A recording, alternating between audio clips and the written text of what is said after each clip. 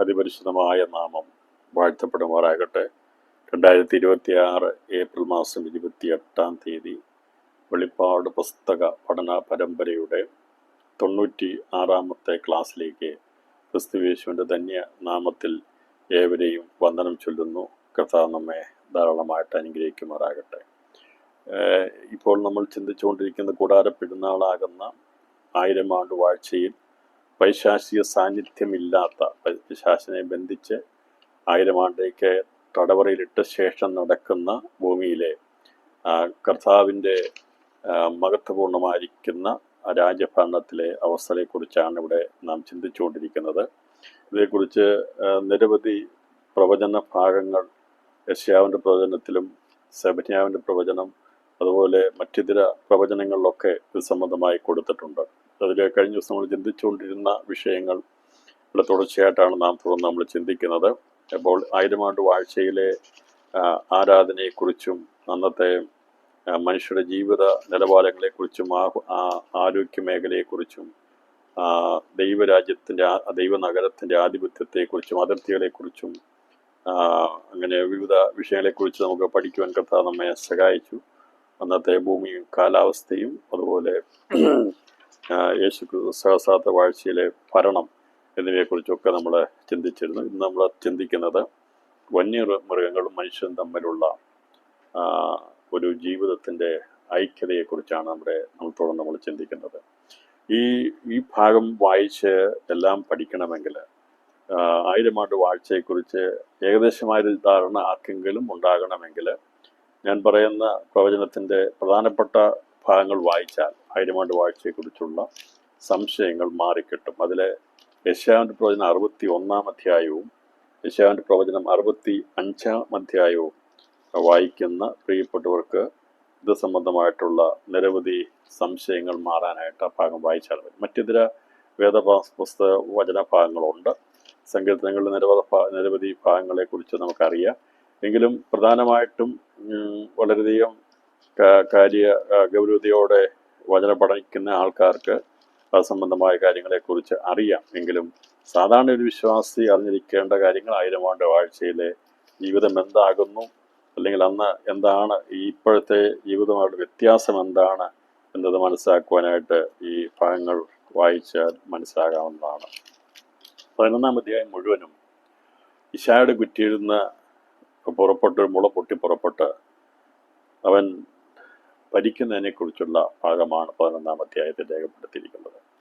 അതിൽ അവൻ്റെ മേലെ യഹോവയുടെ ആത്മാവ് ആവസിക്കും. ജ്ഞാനത്തിൻ്റെയും വിവേകത്തിൻ്റെയും ആത്മാവ്, ആലോചനയുടെയും ബലത്തിൻ്റെയും ആത്മാവ്, പരിജ്ഞാനത്തിൻ്റെയും യഹോഭക്തിയുടെയും ആത്മാവ്. അവൻ്റെ പ്രമോദം യഹോഭക്തിയിലായിരിക്കും. അവൻ കണ്ണുകൊണ്ട് കാണുന്നത് പോലെ ന്യായപാലനം ചെയ്യുകയില്ല, ചെവി കൊണ്ട് കേൾക്കുന്ന പോലെ വിധിക്കുകയില്ല. അവൻ ദരിദ്രന്മാർക്ക് നീതിയോടെ ന്യായം പാലിച്ചു കൊടുക്കുകയും ദേശത്തിലെ സാധുക്കൾക്ക് നേരോടെ വിധി കൽപ്പിക്കുകയും ചെയ്യും. തൻ്റെ വായ എന്ന വടി കൊണ്ട് അവൻ ഭൂമിയെ അടിക്കും. തൻ്റെ അധരങ്ങളുടെ ശ്വാസം കൊണ്ട് ദുഷ്ടനെ കൊല്ലും. നീതി അവൻ്റെ നടുക്കെട്ടും വിശ്വസ്തത അവൻ്റെ അരക്കച്ചയുമായിരിക്കും. ചെന്നായി കുഞ്ഞാടിനോടുകൂടെ പാർക്കും. പുള്ളിപ്പുലി കോലാട്ടുകുട്ടിയോടുകൂടെ കിടക്കും. പശുക്കിടാവും ബാലസംഭവവും തടിപ്പിച്ച മൃഗവും ഒരുമിച്ച് പാർക്കും. ഒരു ചെറിയ കുട്ടി അവയെ നടത്തും. പശു കരടിയോടുകൂടെ മേയും. അവരുടെ കുട്ടികൾ ഒരുമിച്ച് കിടക്കും. സിംഹം കാള എന്ന പോലെ വൈക്കോൽ തിന്നും. മുലകുടിക്കുന്ന ശിശു സർപ്പത്തിൻ്റെ പോതുങ്കൽ കളിക്കും. മുലകുടി മാറിയ പൈതൽ അണലിയുടെ പൊത്തിൽ കൈയിടും. സമുദ്രം വെള്ളം കൊണ്ട് നിറഞ്ഞിരിക്കുന്ന പോലെ ഭൂമി യഹോവയുടെ പരിജ്ഞാനം കൊണ്ട് പൂർണ്ണമായിരിക്കുക. എൻ്റെ വിശുദ്ധ പർവ്വതത്തിലെങ്ങും ഒരു ദോഷമോ നാശമോ ആരും ചെയ്യില്ല. നാളിൽ വംശങ്ങൾക്ക് ഒടിയായി നിൽക്കുന്ന ഇശായി ഈ വേരായവനെ ജാതികൾ അന്വേഷിച്ചു വരും. അവൻ്റെ വിശ്രാമസ്ഥലം മഹത്വമുള്ളതായിരിക്കും. നാളിൽ കർത്താവ് തൻ്റെ ജനത്തിൽ ശേഷിച്ചിരിക്കുന്ന ശേഷിപ്പിനെ അശൂരിൽ നിന്നും മിസ്രൈമിൽ നിന്നും പത്രോസിൽ നിന്നും കൂശിൽ നിന്നും ഏലാമിൽ നിന്നും ഷിനാരിൽ നിന്നും ഹമാത്തിൽ നിന്നും സമുദ്രത്തിലെ ദ്വീപുകളിൽ നിന്നും വീണ്ടുകൊള്ളുവാൻ 2ാം പ്രാവശ്യം കൈനീട്ടും.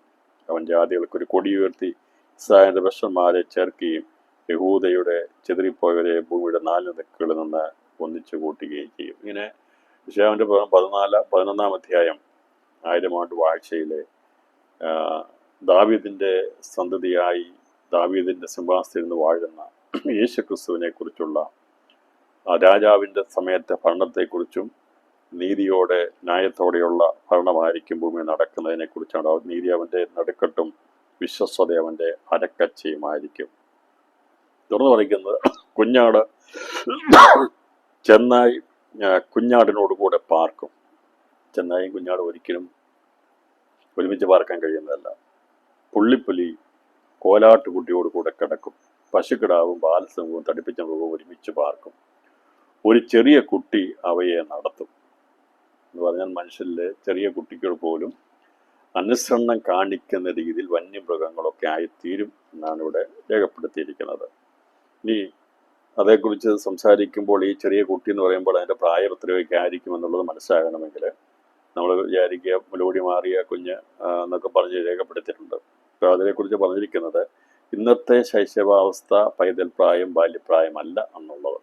അതേക്കുറിച്ച് ഇന്നലെ നമ്മൾ ചിന്തിച്ചിരുന്നു. എങ്കിലും അതിൻ്റെ തെളിവിലേക്ക് 65-ാം അധ്യായം അതിൻ്റെ 65-ാം അധ്യായം അതിൻ്റെ 18 വാക്യങ്ങൾ ഞാൻ വായിക്കുന്നു. ഞാൻ സൃഷ്ടിക്കുന്നതിനെക്കുറിച്ച് നിങ്ങൾ സന്തോഷിച്ച് എന്നേക്കും ഘോഷിച്ചുല്ലസിപ്പീൻ. ഇതാ ഞാൻ യെരൂശലേമിനെ ഉല്ലാസപ്രദമായും അതിലെ ജനത്തെ ആനന്ദപ്രദമായും സൃഷ്ടിക്കുന്നു. ഞാൻ യെരൂശലേമിനെ കുറിച്ച് സന്തോഷിക്കുകയും എൻ്റെ ജനത്തെക്കുറിച്ച് ആനന്ദിക്കുകയും ചെയ്യും. കരച്ചിലും നിലവിളിയും ഇനി അതിൽ കേൾക്കുകയില്ല. കരച്ചിലും നിലവിളിയും അതിൽ കേൾക്കുകയില്ല. ഇവിടെയാണ് യെരൂശലേമിൽ കരച്ചിലും നിലവിളിയും അതിൽ കേൾക്കുകയില്ല.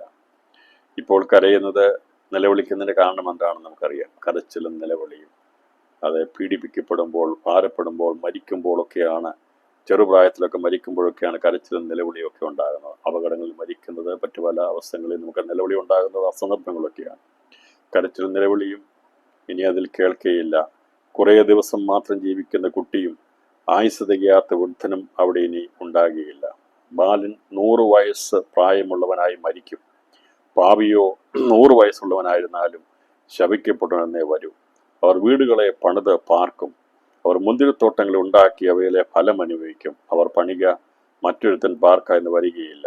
അവർ നടുക മറ്റൊരു തിന്നുക എന്നും വരികയില്ല. എൻ്റെ ജനത്തിൻ്റെ ആയുസ് വൃക്ഷത്തിൻ്റെ ആയുസ് പോലെയാകും. എൻ്റെ വൃതന്മാർ തങ്ങളുടെ അധ്വാനഫലം അനുഭവിക്കും. അവർ വൃത അധ്വാനിക്കുകയില്ല, ആപത്തിനായിട്ട് പ്രസവിക്കുകയുമില്ല. അവർ യഹോവയാൽ അനുഗ്രഹിക്കപ്പെട്ടവരുടെ സന്താനമല്ലോ. അവരുടെ സന്താനം അവരോട് കൂടിയിരിക്കും. അവർ വിളിക്കുന്നതിന് മുമ്പ് ഞാൻ ഉത്തരമരുളും. അവർ സംസാരിച്ചു കൊണ്ടിരിക്കുമ്പോൾ തന്നെ ഞാൻ കേൾക്കും. ചെന്നായും കുഞ്ഞാടും ഒരുമിച്ച് മേയും. സിംഹം കാള എന്ന പോലെ വൈക്കോൽ തിന്നും. സർപ്പത്തിന് പൊടി ആഹാരമായിരിക്കും. എൻ്റെ വിശുദ്ധ പർവ്വതത്തിലെങ്ങും ഒരു ദോഷമോ നാശമോ ആരും ചെയ്യുകയില്ല എന്ന് യഹോവ അരുളിച്ചെയ്തു. പാരമാണ്ട് വാഴ്ചയെക്കുറിച്ചുള്ള വളരെ വിശദമായ കാര്യങ്ങളെക്കുറിച്ച് രേഖപ്പെടുത്തിയതേക്കുറിച്ച് നമ്മൾ ഇന്നലെ പഠിച്ചു നിർത്തിയത്. ആയിരമാണ്ട് വാഴ്ചയിൽ വീടുകളെ പണിത് പാർക്കുമെന്നും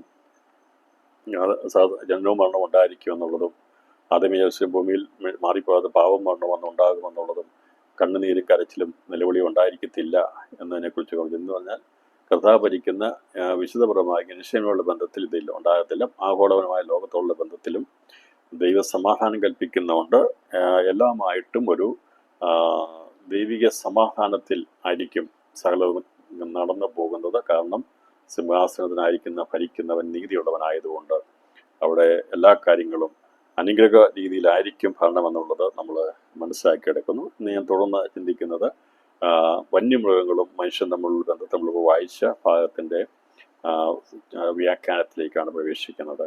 നോഹയുടെ കാലത്തെ പ്രളയത്തിന് ശേഷം അഥവാ ഇപ്പോഴത്തെ ലോകത്തിലാണ് മനുഷ്യരുടെയും മൃഗങ്ങളുടെയും പക്ഷിയുടെയും ആഹാര രീതിക്ക് മാറ്റം വന്നത്. പക്ഷെ അതിനു മുമ്പ് സകലതും സസ്യബുക്കുകളായിരുന്നു. അതേക്കുറിച്ച് നമ്മൾ പഠിച്ചിട്ടുണ്ട്. ഉൽപ്പത്തി പുസ്തകത്തിൻ്റെ ക്ലാസ് എടുത്തപ്പോൾ അതേക്കുറിച്ച് പഠിച്ചിട്ടുണ്ട്. അപ്പോൾ ഈ പറയുന്ന നോഹയുടെ പെട്ടകത്തിൻ്റെ അകത്ത് അതുതരം ആഹാരത്തെ കയറ്റേണ്ട ആവശ്യമുണ്ടായിരുന്നില്ല. കാരണം അന്ന് മനുഷ്യരും മൃഗങ്ങളും എല്ലാം സസ്യബുക്കുകളായതുകൊണ്ട് ഈ അന്ന് മൃഗങ്ങളെല്ലാം ഹിംസ്രജന്തുക്കളാണെങ്കിൽ അതിൻ്റെ ആഹാരത്തിന് വേണ്ടി പിന്നെയും മറ്റുള്ള മൃഗങ്ങളെ കയറ്റണമായിരുന്നു. പക്ഷെ അങ്ങനെയില്ല. കാരണം അതും പുല്ലൊക്കെയാണ് തിന്നുകൊണ്ടിരുന്നത്. അപ്പം അതിൻ്റെ ആഹാരമാണ് കയറ്റിയത്. അതുകൊണ്ട് പുരാതന ലോകത്തിൽ മനുഷ്യനും മൃഗങ്ങളും ഒക്കെയും അത് സസ്യബുക്കുകളായിരുന്നു.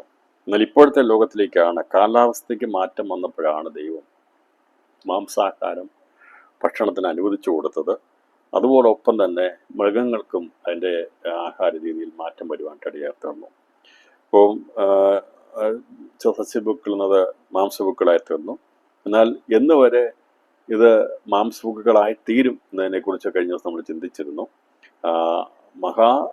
ദൈവത്തിൻ്റെ മഹാദിവസത്തിലെ അത്താഴത്തോടു കൂടി സകല കാട്ടുമൃഗങ്ങളും പക്ഷികളും രക്തം മാംസമൊക്കെ തിന്നുന്ന എല്ലാ ഹിംസജന്തുക്കളും അത് മാംസബുക്കുകളായിരിക്കുന്ന ഒക്കെയും അതോടുകൂടി അത്താഴത്തിൻ്റെ ദിവസങ്ങളാക്കി മാറി. ഇപ്പോഴത്തെ ലോകത്തിൻ്റെ ആരംഭത്തെങ്കിൽ മാംസബുക്കുകളായി തീർന്ന മൃഗങ്ങൾ, പക്ഷികൾ എല്ലാം കർത്താവിൻ്റെ മഹത്വ പ്രത്യക്ഷതയിലാണ് അത് സസ്യബുക്കുകളായി വീണ്ടും മാറുന്നത് എന്നതിനെക്കുറിച്ച് നമ്മൾ കഴിഞ്ഞ ദിവസം ചിന്തിച്ചിരുന്നു. അതുകൊണ്ടാണ് ഇതിനെ അത്താഴം എന്ന് പറഞ്ഞിരിക്കുന്നത്. അപ്പോൾ ദൈവം ഒരുക്കുന്ന അത്താഴം അന്ന് സഹസ്രാധിപന്മാരുടെയും സേന അധിപന്മാരുടെയും സൈന്യങ്ങളുടെയും കുതിരകളുടെയും കുതിരപ്പുറത്തിരിക്കുന്നവരുടെ ഒക്കെ രക്തമൊഴുകി അവരുടെ ശവങ്ങൾ കിടക്കുമ്പോൾ അതിനെ മുഴുവനും തിന്ന് ഇല്ലാതാക്കാൻ തക്കവണ്ണം പക്ഷികളോടും മൃഗങ്ങളോടൊക്കെ വരാൻ പറയുമ്പോൾ എത്ര തിന്നാലും കുടിച്ചാലും തീരാത്ത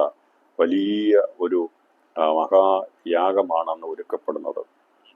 അന്നാണത് അവസാനമായി അത്താഴമായി മാറ്റി 1000 ആണ്ട് വാഴ്ചയോടുകൂടി എല്ലാ മൃഗങ്ങളും പക്ഷികളുമെല്ലാം പിന്നീട് സസ്യബുക്കുകളായി മാറുകയും അവയെല്ലാം അനുസരണമുള്ളതായി തീരുകയും ചെയ്യുകയാണ് ചെയ്യുന്നത്. ഇപ്പം നമുക്കത് വിചാരിക്കും, എങ്ങനെ എത്ര പെട്ടെന്ന് ഈ വന്യമൃഗങ്ങളൊക്കെ ഇങ്ങനെയൊരു സ്വഭാവ മാറ്റത്തിലേക്ക് വരുന്നത് എന്നത് നമുക്ക് വളരെ ചിന്തിക്കാൻ വളരെയധികം ബുദ്ധിമുട്ടുള്ള കാര്യമായിരിക്കും. പെട്ടെന്ന് ഒരു ദിവസം കൊണ്ട് ഇങ്ങനെ മൃഗങ്ങൾക്കെല്ലാം സ്വഭാവം മാറുമോ എന്നുള്ളത് ഒരു സംശയകരമായ ചോദ്യമായിരിക്കാം. പക്ഷേ മനുഷ്യരെ അതിൻ്റെ രീതിയിലേക്ക് നോക്കുമ്പോൾ ഇത് വളരെയധികം ഹിംസ സ്വഭാവം കാണിക്കുന്നതിനെ കുറിച്ച് നമുക്ക് കാണാൻ സാധിക്കുന്നുണ്ട്. അപ്പോൾ ഈ ദൈവത്തിൻ്റെ അത്താഴം കഴിയുന്നതിന് മുമ്പായി വെളിപ്പാട് പുസ്തകം 6-ാമത്തെ 8-ാം വാക്യത്തിൽ പറഞ്ഞിരിക്കുന്ന 4-ാം മുദ്ര പൊട്ടിക്കുന്ന സമയത്ത് യുദ്ധം, ക്ഷാമം, വാള്, കാട്ടുമൃഗങ്ങൾ എന്നിവയെ കൊണ്ട് ഭൂമിയുടെ 4-1 കൊന്നുകളയുന്നതും ഈ പറയുന്ന കാട്ടുമൃഗങ്ങളെ കൊണ്ട് ഒരു ബാധയാണ്. പക്ഷെ ഇതിനൊക്കെ പെട്ടെന്ന് മാറ്റുവാൻ അത് ഒരു ദിവസം കൊണ്ട്, ഒരു രാത്രി ഇരുണ്ടു വെളുപ്പിക്കുമ്പോൾ സകലതും മാറും. കർത്താവിൻ്റെ മഹത്വ പ്രത്യക്ഷയോട് ബന്ധത്തിൽ അവൻ്റെ 1000 ആണ്ട് വാഴ്ചയിലേക്ക് പ്രവേശിക്കുന്ന സഹസ്രാബ്ദ യുഗത്തിൻ്റെ സൂര്യൻ ഉദിക്കുന്നത് തന്നെ അന്ന് വരെ ഉണ്ടായിരുന്ന സൂര്യനിൽ നിന്ന് വ്യത്യസ്തമായി 7 പകലിൻ്റെ പ്രകാശത്തോടെ ആയിരിക്കും ഉദിക്കുന്നത്. കർത്താവിടെ ഭരിക്കാൻ വരുന്ന ആ ദിവസം, അവൻ ഭരണം ആരംഭിക്കുന്ന ദിവസം പകലിന് 7 മടങ്ങ് പ്രകാശം കാണും. രാത്രി സൂര്യൻ്റെ പ്രകാശം പോലെ പ്രകാശമുള്ളതായിരിക്കും. സകല പ്രപഞ്ചത്തിനും സകല രീതികൾക്കും മാറ്റം വരികയും ദൈവത്തിൻ്റെ ആലയത്തിൽ നിന്ന് ഒഴുകുന്ന വെള്ളം അത് ഒഴുകി കടലിലേക്ക് ഇരുഭാഗത്തേക്കും പടിഞ്ഞാറും കിഴക്കും വീഴുന്ന മുഖാന്തരമായി നിശ്ചലമായി പോയിരുന്ന, നിർജീവമായി പോയിരുന്ന, രക്തതുല്യമായി തീർന്നിരുന്ന, ഓക്സിജൻ ഇല്ലാതിരുന്ന കടലുകൾ സജീവമായി വീണ്ടും അത് വംശവർദ്ധനവ് ഉണ്ടാകുന്നതിനെ കുറിച്ചൊക്കെ നമ്മൾ കഴിഞ്ഞ ദിവസം നമ്മൾ ചിന്തിച്ചിരുന്നു. ഇവിടെ ഇപ്പോൾ കരയിലുള്ളതിന് മാറ്റം സംഭവിക്കുന്നതിനെ കുറിച്ചാണ് നമ്മൾ ചിന്തിക്കുന്നത്. കരയിലുള്ള മൃഗങ്ങൾക്ക് വലിയ മാറ്റം സംഭവിക്കുന്നു.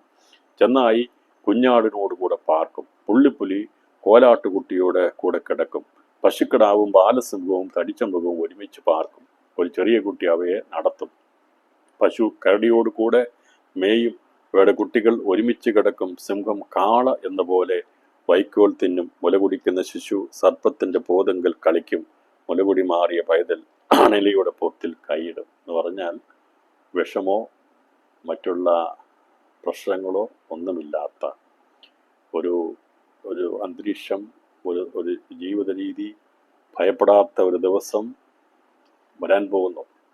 ഇപ്പം ഭയങ്കര പേടിയാണ്, ചൂടായപ്പോൾ എല്ലാവർക്കും പേടിയാണ്, അവിടെ പാമ്പിനെ കാണുന്നേ എന്നൊക്കെ പറഞ്ഞ് ഭയങ്കര പേടിയാണ് അല്ലേ. ഇതൊക്കെ എല്ലാം തീരാൻ പോവുകയാണ്. ഭയവും വേദനയും എല്ലാം മാറാൻ പോവുകയാണ്. കരച്ചിലും നിലവിളിയെല്ലാം തീരാൻ പോവുകയാണ്. ഇതെല്ലാം മാറും. നമ്മൾ വായിക്കുകയും പഠിക്കുകയും ചെയ്യുമ്പോൾ മനസ്സിലാക്കിയതെല്ലാം അതിൻ്റെ അവസാനത്തിലേക്ക് എത്തുകയാണ്. ഇനി ഒരിക്കലും ഇതിങ്ങനെയുള്ള ഒരു ദിവസം ഉണ്ടാകാതെ 1000 ആണ്ട് വാഴ്ചയിൽ അതൊക്കെ സമാധാനപര അന്തരീക്ഷത്തിലായിരിക്കും എന്നുള്ളതാണ് ഇവിടെ പറഞ്ഞിരിക്കുന്നത്. ഇപ്പോൾ നോഗയുടെ പട്ടണത്തിൽ മനുഷ്യനും സകല മൃഗങ്ങളും ഒന്നിച്ച് പാർത്തിരുന്ന അവസ്ഥ വീണ്ടും ഭൂമിയിൽ ഉണ്ടാകുന്നു. അന്നവ മാംസബുക്കുകളായിരുന്നില്ല. എന്നാൽ 1000 ആണ്ട് വാഴ്ചയിൽ കുഞ്ഞാടാകുന്ന മഹാഭരണത്തെങ്കിൽ മൃഗങ്ങളുടെ രാജാവായിരിക്കുന്ന സിംഹം കാളയെപ്പോലെ വൈക്കോൽ തിന്നുന്നു എന്നത് പ്രവാചകൻ പ്രവചിച്ചിരിക്കുകയാണ്. വന്യമൃഗങ്ങൾ മനുഷ്യരുടെ കുഞ്ഞുകുട്ടികളെ പോലും അനുസരിക്കും എന്ന് പറഞ്ഞാൽ ഇന്ന് കീഴ്പ്പെടാത്ത ദൈവം മനുഷ്യനെ സൃഷ്ടിച്ച് പറഞ്ഞു, സകലവും നിനക്ക് കീഴ്പ്പെട്ടിരിക്കുന്ന പറഞ്ഞത്. ആകാശത്തിലെയും കടലിലെയും കരയിലെയുമുള്ള എല്ലാ സൃഷ്ടികളും മനുഷ്യൻ്റെ കീഴ്പ്പെടുത്തിയാണ് ദൈവം സൃഷ്ടിച്ചത്. ആ അനുഗ്രഹ സമ്പൂർണമായിരിക്കുന്ന അവസ്ഥയിലേക്ക് 1000 ആണ്ട് വാഴ്ചയിൽ മാറും. അപ്പോൾ അന്ന് കുഞ്ഞുങ്ങൾക്ക് പോലും കീഴ്പ്പെടുന്ന രീതിയിലായിരിക്കും ഇന്നത്തെ വന്യമൃഗങ്ങളെ നമുക്ക് കാണുന്നത്. ചുരുക്കി പറഞ്ഞാൽ മൃഗശാലകൾ സൂ ഒന്നും കാണത്തില്ലെന്ന്. ഇന്നിപ്പം സിംഹത്തെ കാണണമെങ്കിൽ, കടുവയെ കാണണമെങ്കിലൊക്കെ പോകണമെങ്കിൽ എവിടെയെങ്കിലുമൊക്കെ സിറ്റികളിൽ പാർപ്പിച്ചിരിക്കുന്ന, എടുത്തു ചാടാൻ കഴിയാത്ത വിധത്തിൽ ബന്ദോബസ്താക്കി വെച്ചിരിക്കുന്ന സിംഹത്തെയും പുലിയെയും ഒക്കെ നമ്മൾ പോയി കാണും. വന്യമൃഗങ്ങളുള്ള പല മൃഗങ്ങളെയും, വനത്തിലുള്ള പല മൃഗങ്ങളെയും മനുഷ്യൻ്റെ കാഴ്ചയ്ക്ക് വേണ്ടി ഈ മൃഗശാലകളിൽ പ്രദർശിപ്പിച്ച് നമ്മളതിനെ പോയി കാണാറുണ്ട് അല്ലേ. പക്ഷെ അന്നേരം പേടിയോടെയാണ് നിൽക്കുന്നത്. നമുക്ക് അത്രയും ദൂരമുണ്ടെങ്കിലും അതെങ്ങാനും അതിൽ ഒരു നിമിഷം മതി എങ്ങനെയും വെളിച്ചാടിയാൽ എന്തൊരു അപകടകരമായ കാര്യമായിരിക്കും. ഞാൻ പറഞ്ഞത്, ഇന്ന് സൂവിലൊക്കെ പോയി കാണുന്നതാണെങ്കിൽ അന്ന് വീടിൻ്റെ മുറ്റത്തും കൊച്ചുങ്ങൾ കൊണ്ട് നടക്കുന്നതൊക്കെ നമുക്കത് ചിന്തിച്ച് നോക്കുന്ന, ആലോചിച്ച് നോക്കെ, ഒരു സിംഹത്തെയും കൊണ്ടൊരു കുഞ്ഞ് നടക്കുന്നത് അത് എത്ര ശ്രേഷ്ഠകരമായിരിക്കും, എത്ര അനുഗ്രഹിക്കപ്പെട്ട സമയമായിരിക്കും. ഇന്ന് ഇതിനെയൊക്കെ നാം ഒരുപക്ഷെ കാണുന്നത്, ഞാൻ പറഞ്ഞല്ലോ, ഇങ്ങനെ നേരിൽ ജീവനോടെ കാണണമെങ്കിലോ കാഴ്ച ബംഗ്ലാവ് സന്ദർശിക്കണം, അല്ലെങ്കിൽ വനത്തിലൂടെ സഞ്ചരിക്കാൻ ഇഷ്ടമുള്ളവരാണെങ്കിൽ അവർക്ക് ദൂരെ സഞ്ചരിക്കുകയോ അല്ലെങ്കിൽ ഹെലികോപ്റ്ററിലൊക്കെ ഇരുന്ന് ഈ വന്യമൃഗങ്ങളെ സന്ദർശിക്കാനായിട്ട് സാധിക്കും. എന്നാൽ അങ്ങനെ ഒരു ആവശ്യം വരുന്നില്ല. എല്ലാ കാര്യങ്ങളുമായിട്ട്, മൃഗങ്ങളുമായിട്ട് മനുഷ്യന് സമ്പർക്കം വരുത്തക്കവണ്ണം അനുസരണമുള്ള ഒരു പക്ഷി, എല്ലാ സൃഷ്ടിജാലങ്ങളുമായിട്ട് ഇണങ്ങുന്ന ഒരു കാലം. ഏദനിൽ നമുക്ക് കാണാൻ സാധിച്ചത്, ഏദനിൽ ആദം ആണ് സകല സൃഷ്ടികൾക്കും പേരിട്ടത്. അപ്പോൾ അവൻ്റെ മുമ്പിൽ സിംഹം കടന്നുപോയപ്പോൾ, പുലി കടന്നുപോയപ്പോൾ, ചെന്നായ കടന്നുപോയപ്പോൾ, പക്ഷിയെ കടന്നുപോയപ്പോൾ അവനിട്ട പേരാണ് കാണുന്നത്. അന്നത്തെ പോലെ ഒരവസ്ഥ വരുമെന്നാണ് ഇവിടെ പറഞ്ഞിരിക്കുന്നത്. അപ്പോൾ ദൈവം സകലത്തെയും സൃഷ്ടിച്ചിരിക്കുന്നത്, പിശാച് അതിനെ അട്ടിമറിച്ച് കളഞ്ഞെങ്കിൽ, സമാധാനം നഷ്ടപ്പെടുത്തി കളഞ്ഞെങ്കിൽ, ദൈവം അത് അങ്ങനെ പരാജയപ്പെടുത്തി ഇല്ലാതാക്കി കളയുകയല്ല ചെയ്യുന്നത്. എന്തിനു വേണ്ടി സൃഷ്ടിച്ചുവോ അതിൻ്റെ പ്രധാനമായിരിക്കുന്ന കാര്യങ്ങളെല്ലാം ചെയ്ത് ദൈവം ജയാളിയായിട്ടാണ് ഈ ഇപ്പോഴത്തെ ആകാശത്തെയും ഭൂമിയെയും ചുട്ടുകളയുന്നത്, ഇല്ലാതാക്കി കളയുന്നത്. അതുകൊണ്ട് ദൈവം പരാജയപ്പെട്ടിട്ടില്ല. നമുക്കറിയാം, രക്ഷയില്ല എന്നുണ്ടെങ്കിൽ നശിപ്പിച്ച് കളയാറുണ്ട്. പക്ഷെ ഇവിടെ അങ്ങനെ രക്ഷയില്ലാതെ ദൈവം ഭൂമിയെ നശിപ്പിച്ച് കളയല്ല ഒടുക്കത്തെ നാളിൽ ചെയ്യുന്നത്. അത് അവന് വേണ്ടതായ എന്തെല്ലാം കാര്യങ്ങൾ ഉദ്ദേശമായിട്ടുണ്ടായിരുന്നുവോ അതെല്ലാം സാധ്യമായതിനു ശേഷമാണ് ഇപ്പോഴത്തെ ആകാശഭൂമി അത് കത്തിയഴിയപ്പെടുന്നത്. ഇവിടെ മൃഗങ്ങൾ തമ്മിൽ, മനുഷ്യനും തമ്മിലുള്ള സമ്പർക്കം, അല്ലെങ്കിൽ ആ ഒരു കൂട്ടായ്മയുള്ള ഒരു ജീവിതം ഇവിടെ കാണുന്നു. അപ്പോൾ മനുഷ്യൻ അവൻ അധികാരമുള്ളവനായിരിക്കും, അവൻ്റെ കുഞ്ഞുങ്ങൾ അധികാരമുള്ളവരായിരിക്കുമെന്ന് നമുക്ക് 1000 ആണ്ട് വാഴ്ചയുള്ള ബന്ധത്തിൽ നമുക്ക് കാണാൻ സാധിക്കുന്നുണ്ട്. ഒക്കെ വന്ന് മാനസാന്തരം, കുഞ്ഞാളിൻ്റെ രക്തം. അപ്പം നാം ഓരോരുത്തരും ആ കാല സ്വഭാവത്തിൽ ചെന്ന നമുക്കറിയാം. നമ്മളൊക്കെ ഇങ്ങനെ നോക്കുമ്പോൾ ഒരു കാലത്ത് സിംഹവും ചെന്നായും ഒക്കെ ആയ സ്വഭാവമുള്ളവരായിരുന്നു നമ്മൾ. സുഖം എന്ന് പറഞ്ഞാൽ ഭരിക്കണം, ആർക്കും വിട്ടുകൊടുക്കത്തില്ല. വീട്ടിലൊക്കെ ഞാനായിരിക്കും ഭരിക്കുന്നത്, സഭയിൽ ഞാനായിരിക്കും ഭരിക്കുന്നത്. സിംഹ സ്വഭാവമാണ്. ഞാൻ പറയുന്നതായിരിക്കണം, എല്ലാവരും കേട്ടിരിക്കണം. കമാൻഡിങ് പവർ എന്ന് പറഞ്ഞാൽ രാജാവാണ് എന്നുള്ള ചിന്ത ഒക്കെ ഉള്ളവരായിരുന്നു. പക്ഷെ വിശ്വാസം വന്നപ്പോഴത്തേന് അതൊക്കെ മാറിയതിനായി ഞാൻ ദൈവത്തിന് സ്തോത്രം ചെയ്യുന്നു അല്ലേ. ഞാൻ പറയുന്നതിന് അപ്പുറമില്ല, രാജകൽപ്പന പോലെയായിരുന്നു വീടുകളിലൊക്കെ. ഇങ്ങനെയുള്ള സ്ഥിതിവിശേഷങ്ങളൊക്കെ മാറി. നമ്മൾ മനസ്സാന്തരപ്പെട്ട് കഴിഞ്ഞപ്പോൾ സിംഹ സ്വഭാവം മാറി, ചെന്നായപ്പോഴുള്ള സ്വഭാവം മാറി, മറ്റുള്ള മൃഗങ്ങളെപ്പോലുള്ള മൃഗീയ സ്വഭാവം നമ്മളിലുണ്ടായിരുന്നു. അതെല്ലാം ദൈവത്തിൻ്റെ കൃപയാൽ കുഞ്ഞാടിൻ്റെ രക്തമുഖാന്തരം കഴുകി ശുദ്ധമായപ്പോൾ താഴ്മയും വിനയവും സ്നേഹവും അന്യോന്യം കേൾക്കുവാനും കരുതുവാനും ചിന്തിപ്പാനും ഒക്കെയുള്ള ആ സ്വഭാവം നമ്മളിൽ വന്നത് മാനസാന്തരം മുഖാന്തരമാണ്. അപ്പോൾ ഇങ്ങനെ മാനസാന്തരം വരുന്നത് മുഖാന്തരമായി സമൂലമായ മാറ്റം യേശുക്രിസ്തു തേജസ്സിൽ വാഴുമ്പോൾ ഇവിടെ ഉണ്ടാകുന്നത് കൊണ്ട് അന്നത്തെ സൃഷ്ടികളെല്ലാം അനുസരണമുള്ളതായി തീരുകയാണ്. ഈ പറയുന്ന വന്യമൃഗങ്ങൾക്കൊക്കെ ഉണ്ടാകുന്ന മാറ്റമുണ്ടാകുന്നു. മനുഷ്യൻ ഗുണപ്പെട്ട് കഴിഞ്ഞാൽ സകലതും ഗുണപ്പെടുവാൻ ഇടയായിത്തീരും. മനുഷ്യൻ ദൈവ സ്വഭാവത്തിലേക്കും ദൈവാനുഗ്രഹത്തിലേക്കും ദൈവിക ഹിതത്തിലേക്കും വന്നു കഴിയുമ്പോൾ അതോടനുബന്ധമായി മാറേണ്ടതെല്ലാം മാറും. മനുഷ്യൻ നന്നായാൽ കാലാവസ്ഥ മാറും. മനുഷ്യൻ നന്നായാൽ വന്യമൃഗങ്ങളുടെ സ്വഭാവത്തിന് മാറ്റം വരും. മനുഷ്യൻ നന്നായാൽ പ്രപഞ്ചത്തിന് മാറ്റം വരും. ദൈവം മനുഷ്യനെ സൃഷ്ടിച്ചാക്കിയത് എല്ലാ അനുഗ്രഹത്തോടെ അനുഭവിക്കാൻ വേണ്ടിയാണെങ്കിൽ മനുഷ്യൻ ചെയ്തു കൂട്ടുന്ന പാപവും ദൈവത്തോടെ ധിക്കാരവുമാണ് ഈ പറയുന്ന കാര്യങ്ങൾക്കൊക്കെ കെടുതികളായി മാറുന്നത് എന്നുള്ളത് മനസ്സിലാക്കി നമുക്ക് കൂടുതലായി ദൈവത്തോട് പ്രാർത്ഥിക്കാൻ, കരുണ കാണിക്കാൻ ദൈവത്തോട് പ്രാർത്ഥിച്ച് ദിവസം വന്യമൃഗങ്ങളുടെ ശല്യങ്ങളിൽ നിന്നും പ്രകൃതി ക്ഷോഭങ്ങളിൽ നിന്നും മറ്റുമൊക്കെ വിടുതൽ പ്രാപിപ്പാൻ വേണ്ടി ദൈവത്തോട് നമുക്ക് പ്രാർത്ഥിക്കാം. ഞാനിന്ന് ഉൽപ്പത്തി പുസ്തകം കുറച്ച് സമയം വായിച്ചപ്പോൾ എന്നെ അത്ഭുതപ്പെടുത്തിയത് അബ്രഹാം ഇടിവിൽ നിന്ന് പ്രാർത്ഥിക്കുന്ന കണ്ടത്. ദൈവം പറഞ്ഞു 50 നീതിമാന്മാരുണ്ടെങ്കിൽ ഞാൻ സൊദോം ഗൊമോറ പട്ടണത്തെ നശിപ്പിക്കത്തില്ല എന്ന് ദൈവം അവനോട് പറഞ്ഞിരുന്നു. ദൈവം നോക്കിയിട്ട് ഒരു പട്ടണത്തിൽ 50 പേരെങ്കിലും ഉണ്ടെങ്കിൽ അതിനെ നശിപ്പിക്കത്തില്ല, കീഴ്മേൽ മറിക്കത്തില്ല എന്ന് ദൈവം പറഞ്ഞു. പക്ഷേ അബ്രഹാം നോക്കിയപ്പോൾ 50 പേരില്ല എന്നുള്ളത് അവനും മനസ്സിലായി. കാരണം 50 പേരുണ്ടായിരുന്നെങ്കിൽ ദൈവം മറിക്കത്തില്ലായിരുന്നു.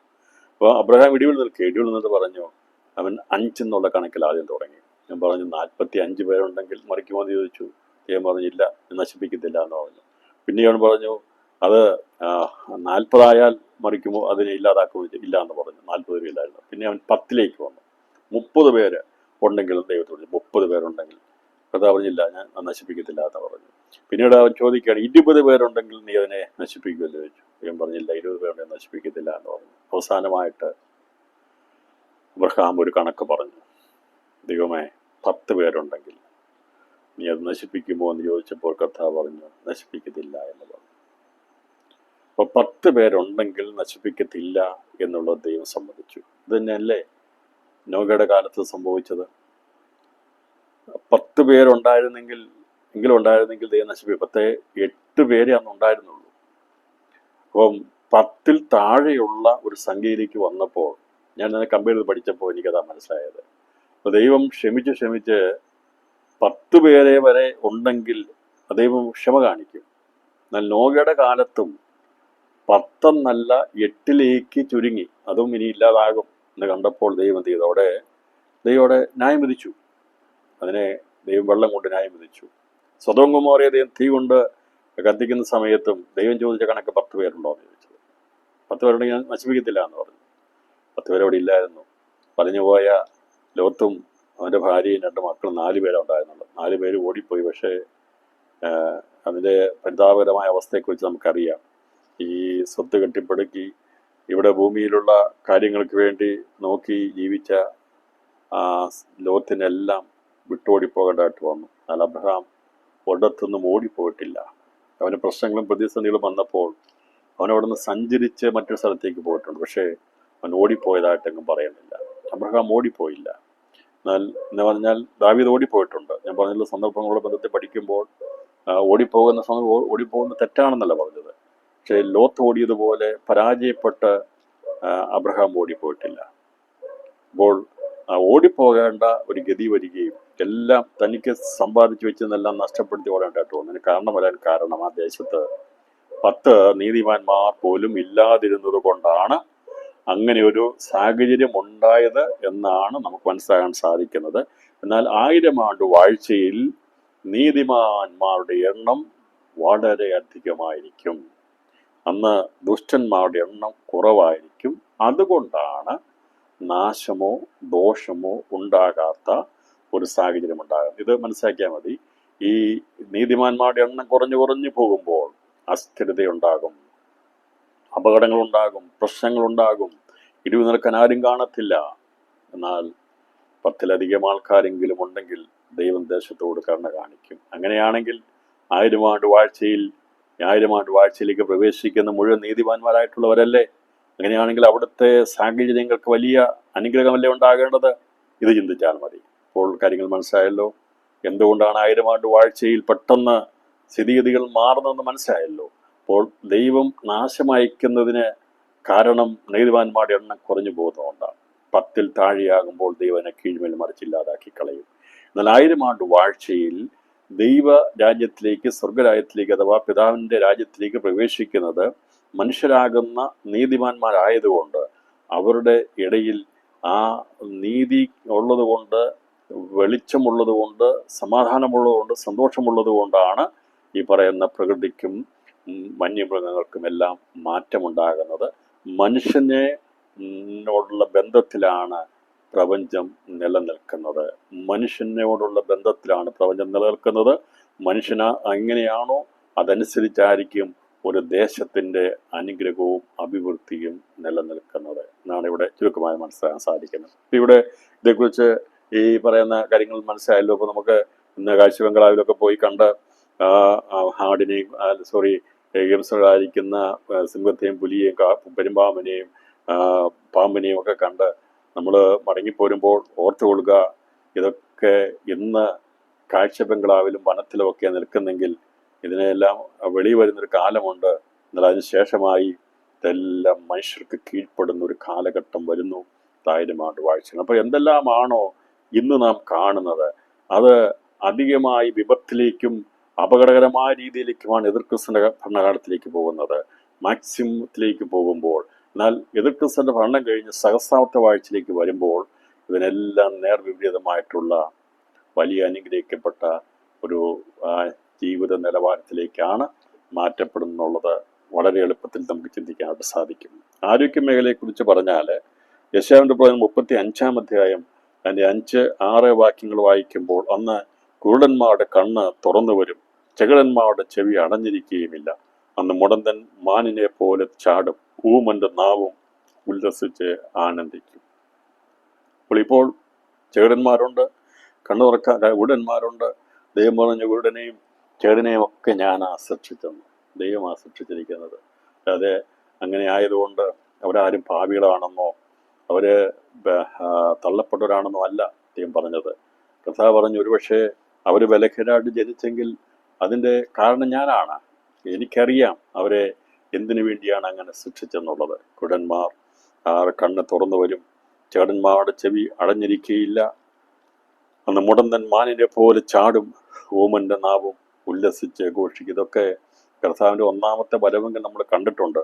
കുരുടന്മാരുടെ കണ്ണ് യേശുവിൻ്റെ അടുക്കൽ വന്ന അവരുടെ കണ്ണ് തുറന്നു, ചേടന്മാരുടെ ചെവി തുറന്നിട്ടുണ്ട്. മുടന്തൻ തുള്ളിച്ചാടി ദൈവത്തെ മഹത്വപ്പെടുത്തി.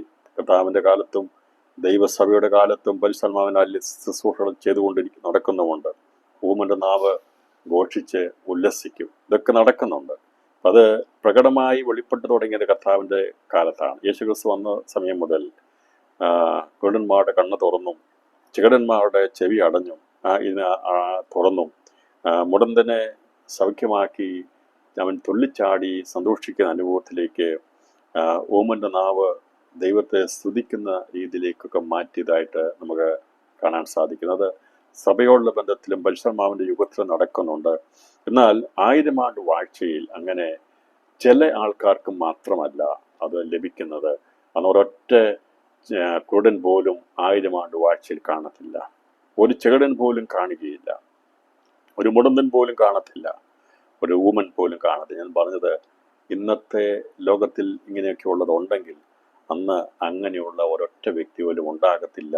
എല്ലാവരും 1000 ആണ്ട് അകത്യം മോചിക്കപ്പെട്ട് നീതിമാന്മാരെ ദൈവരാജ്യത്തെ പ്രവേശിക്കുന്നവർക്ക് അപ്പോൾ ദീനവും രോഗവും ഒന്നും ഉണ്ടായിരിക്കുകയില്ല എന്നാണ് ഇവിടെ കാണിച്ചിരിക്കുന്നത്.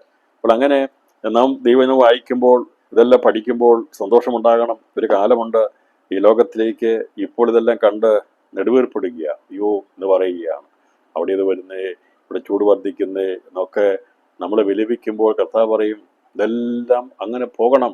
മനുഷ്യനെ ചുട്ടുപൊള്ളുന്ന ചൂടിലേക്ക് ലോകം മാറണം എന്ന് പറഞ്ഞാൽ ഇപ്പോൾ 40-42 പേടിക്കൊന്നും വേണ്ട.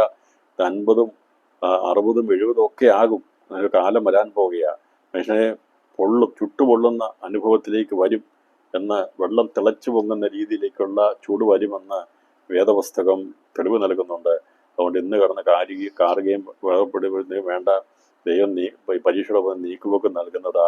ചൂട് കൂടുമ്പോൾ കുറയ്ക്കാനായിട്ട് മഴ തരികയോ ദൈവം അതിന് വേണ്ട കാര്യങ്ങൾ ചെയ്ത് നമ്മളെ സംരക്ഷിക്കും എന്നുള്ളതിന് യാതൊരു തടസ്സവുമില്ല. മനുഷ്യനെ ചുടുവാൻ തക്കവണ്ണുള്ള ചൂട് ഉണ്ടാകുമെന്ന് 6ാമത്തെ കലശം സൂര്യൻ ഒഴിക്കുമ്പോൾ ഒരു കലശം സൂര്യൻ ഉദിക്കുമ്പോൾ മനുഷ്യനെ ചുടുവാൻ തക്കതായ ചൂട് ഭൂമിയിൽ ഉണ്ടാകും എന്നുള്ളത് രേഖപ്പെടുത്തിയിട്ടുണ്ട്.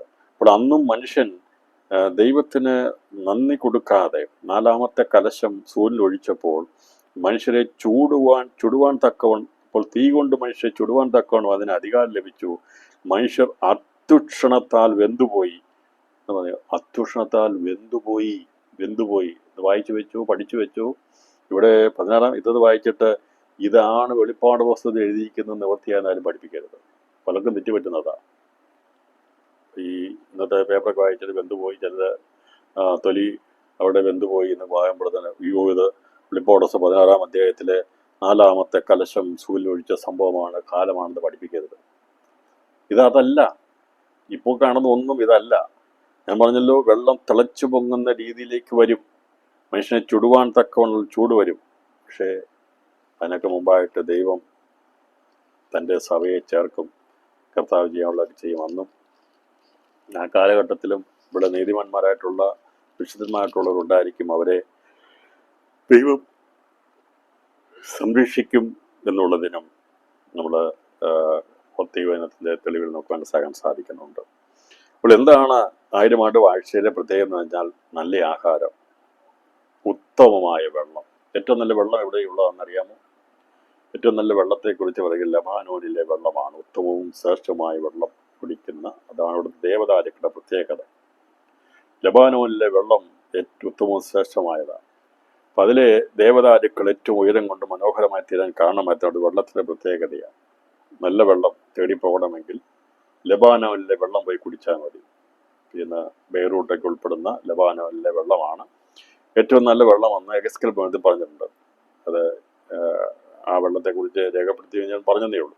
അപ്പോൾ അന്ന് നല്ല ആഹാരം, ഉത്തമമായ വെള്ളം എന്ന് പറഞ്ഞാൽ ഈ വെള്ളം ഒഴുകുന്ന തോടുകളൊക്കെ പൊട്ടിപ്പുറപ്പെടും. പക്ഷേ എന്നാൽ ഒരു നദി 1000 ആണ്ട് വാഴ്ചയിൽ അത് യെരുശലേം ദേവാലയത്തിൻ്റെ അവിടുന്ന് ഒഴുകി കിഴക്കോട്ടൊഴുകി അത് കടലിൽ 2 ഭാഗമായി തിരിഞ്ഞ് വീഴുന്നതിനെ കുറിച്ച്. അപ്പോൾ ആ വെള്ളം അത്ര ശ്രേഷ്ഠകരമായ വെള്ളമാണ്, ഉത്തമമായ വെള്ളമാണ്. നല്ല ഭൂപ്രകൃതി, വളരെ പ്രകാശമായിരിക്കുന്ന ഭൂപ്രകൃതി. അതുപോലെ മനുഷ്യരോട് ഇണങ്ങിയ വന്യമൃഗങ്ങൾ. ഒന്നും പേടിക്കണ്ട, ചെരുപ്പിട്ട് നടക്കണ്ട, തോക്കുമായിട്ട് പോകണ്ട, കത്തി കൊണ്ടു നടക്കണ്ട. അതേ അങ്ങനെ ഒന്നും പേടിക്കേണ്ട ഒരവസ്ഥ ഇല്ലാത്ത മനുഷ്യരോട് ഇണങ്ങുന്ന ഒരു പ്രകൃതി. നമ്മൾ ദൈവരാജ്യത്തിലായതുകൊണ്ട് നമുക്ക് പ്രാർത്ഥിക്കാം. ദിവസങ്ങളിൽ മനുഷ്യരോട് ഇണങ്ങുന്ന ഒരു രീതിയിൽ പ്രപഞ്ചത്തെയൊക്കെ ആക്കി തീർക്കാൻ ദൈവത്തിന് ഇപ്പോഴും കഴിയും. ദൈവം നമ്മളെ സൂക്ഷിക്കും. എന്നാൽ ഈ 1000 ആണ്ട് വാഴ്ചയിൽ ഇങ്ങനെ എല്ലാവിധത്തിലും സുഖകരമായ മനുഷ്യജീവിതത്തിന് അനുയോജ്യമായ ഘടകങ്ങളാണെന്ന് ഭൂമിയിലുണ്ടായിരിക്കുക. ഇന്ന് ഇതൊക്കെ കൃപയാൽ നമുക്ക് ലഭിക്കുന്നു, എന്നാൽ നഷ്ടപ്പെടാൻ പോകുന്നു. അതിനുശേഷമായ ദൈവം ഇതിനെ സൗജന്യമായി വീണ്ടും മനുഷ്യർക്ക് നൽകുന്നതിനെ കുറിച്ച് വിശുദ്ധ ഒഴുകി വരുന്ന നദിക്ക് ഇരുകരയിലും നിൽക്കുന്ന സകല വൃക്ഷങ്ങളുടെയും ഇലകൾ ജാതികളുടെ രോഗശാന്തിക്ക് ഉതകുന്നതുകൊണ്ട് അന്ന് ആശുപത്രിയും വേണ്ട, ഡോക്ടറും വേണ്ട, ആരും MBBS എടുക്കേണ്ട, ആരും നേഴ്സിങ്ങിനും പോകണ്ട, ഒന്നും പോകേണ്ട ആവശ്യമില്ല. ശസ്ത്രക്രിയ വേണ്ട, അനസ്തേഷ്യ വേണ്ട, റേഡിയോളജി വേണ്ട, ഒരു ഡിപ്പാർട്ട്മെൻറ്റും ഒന്നും വേണ്ട.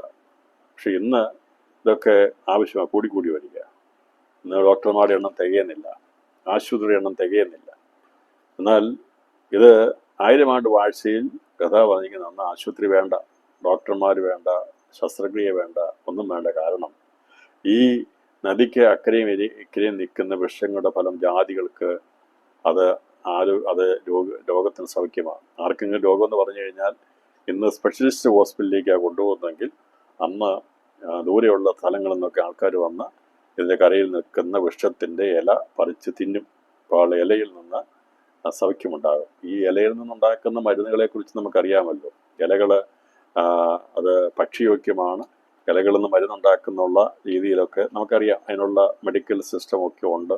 ഇപ്പോൾ ഇലകൾക്കകത്ത് ദൈവം രോഗസൗഖ്യത്തിൻ്റെ കാര്യങ്ങൾ വെച്ചിട്ടുണ്ട്. അതിന്ന് അതിൻ്റെതായിട്ട് റിസർച്ച് നടത്തി അത് രോഗസൗഖ്യം ഉള്ള മരുന്നുകൾ കണ്ടുപിടിക്കുന്നു. പക്ഷെ അന്ന് അങ്ങനെ ഫാക്ടറി ഒന്നും വേണ്ട.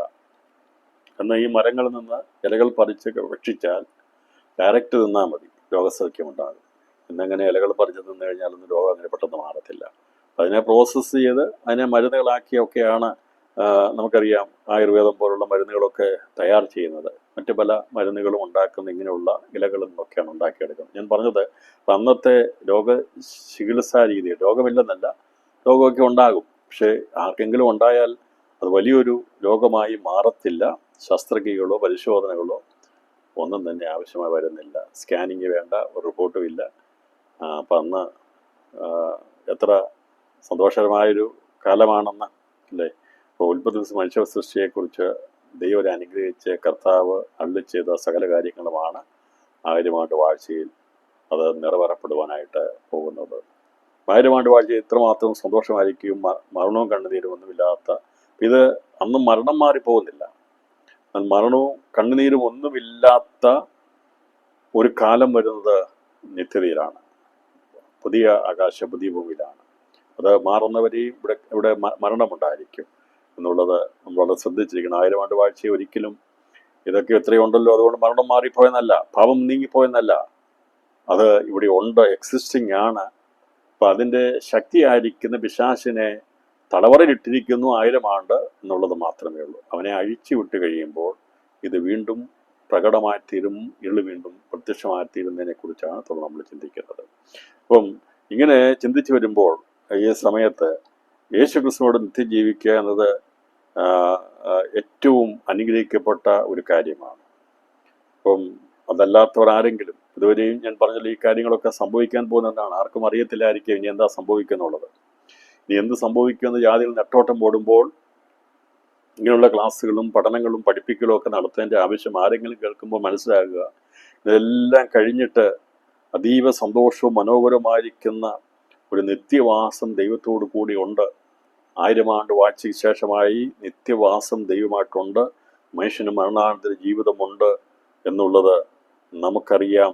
അത് പ്രത്യക്ഷത്തിൽ പ്രകടമായി തീരാൻ പോകുന്നത് കർത്താവിൻ്റെ മധ്യാകാശ പ്രത്യക്ഷത്തോടുകൂടി മരണാനന്തര ജീവിതത്തിൻ്റെ ശ്രേഷ്ഠകരമായ അനുഭവത്തിലേക്ക് പ്രവേശിക്കപ്പെടുവാനുള്ള ദൈവമക്കളാണ് ദൈവസഭയുടെ നൂറുമേനിയിലേക്ക് വരുന്നത്. മരണാനന്തര ജീവിതത്തെക്കുറിച്ച് പ്രത്യാശയുള്ള ദൈവമക്കളാണ് ആദ്യം പ്രാപിക്കാൻ പോകുന്നത്. ഇപ്പം പിതാക്കന്മാരൊക്കെ അവർ മരണാനന്തരം അവർ വിശ്രമിക്കുകയാണ്.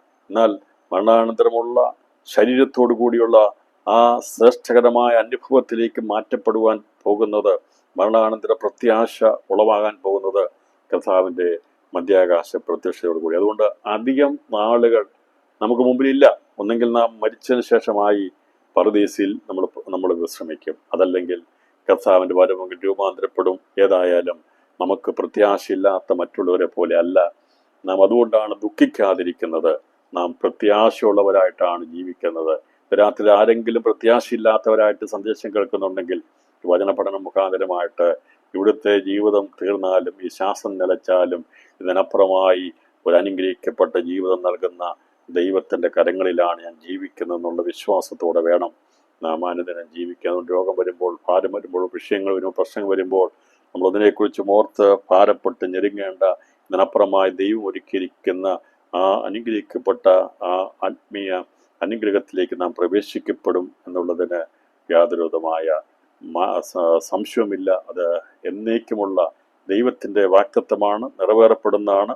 ഇതിനപ്പുറമായൊരു ജീവിതമുണ്ടെന്നുള്ള വിശ്വാസമുണ്ട്.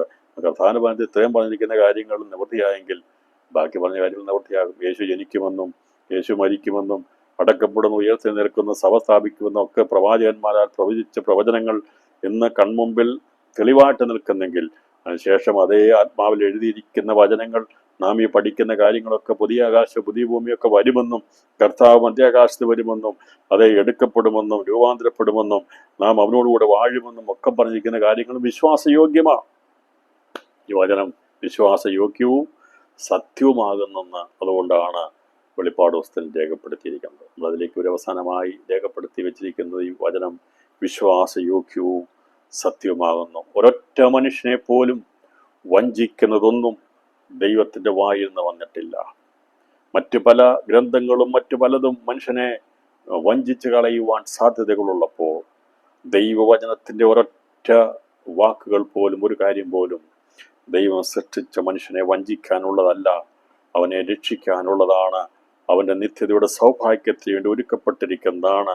ഈ വചനം എന്നുള്ളത് നാം മനസ്സിലാക്കി വേണം ദൈവവചനത്തെ നാം ഉൾക്കൊള്ളുകയും അതനുസരിച്ച് നമ്മുടെ ജീവിതത്തെ ക്രമീകരിക്കുകയും ചെയ്യേണ്ടത്.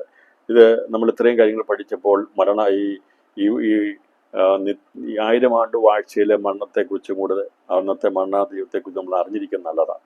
കാരണം നിങ്ങൾക്ക് ഒരുപക്ഷെ അറിയാമായിരിക്കും, എങ്കിലും അതൊന്ന് ഞാൻ ഓർപ്പിച്ചു പോകാം. കാരണം അന്ന് മനുഷ്യനുണ്ടല്ലോ, മരിക്കുമല്ലോ, മരിച്ചു കഴിഞ്ഞാൽ മനുഷ്യൻ എങ്ങോട്ടാണ് പോകുന്നത് എന്നുള്ള ഒരു സംശയം ചിലർക്കുണ്ടാകാം.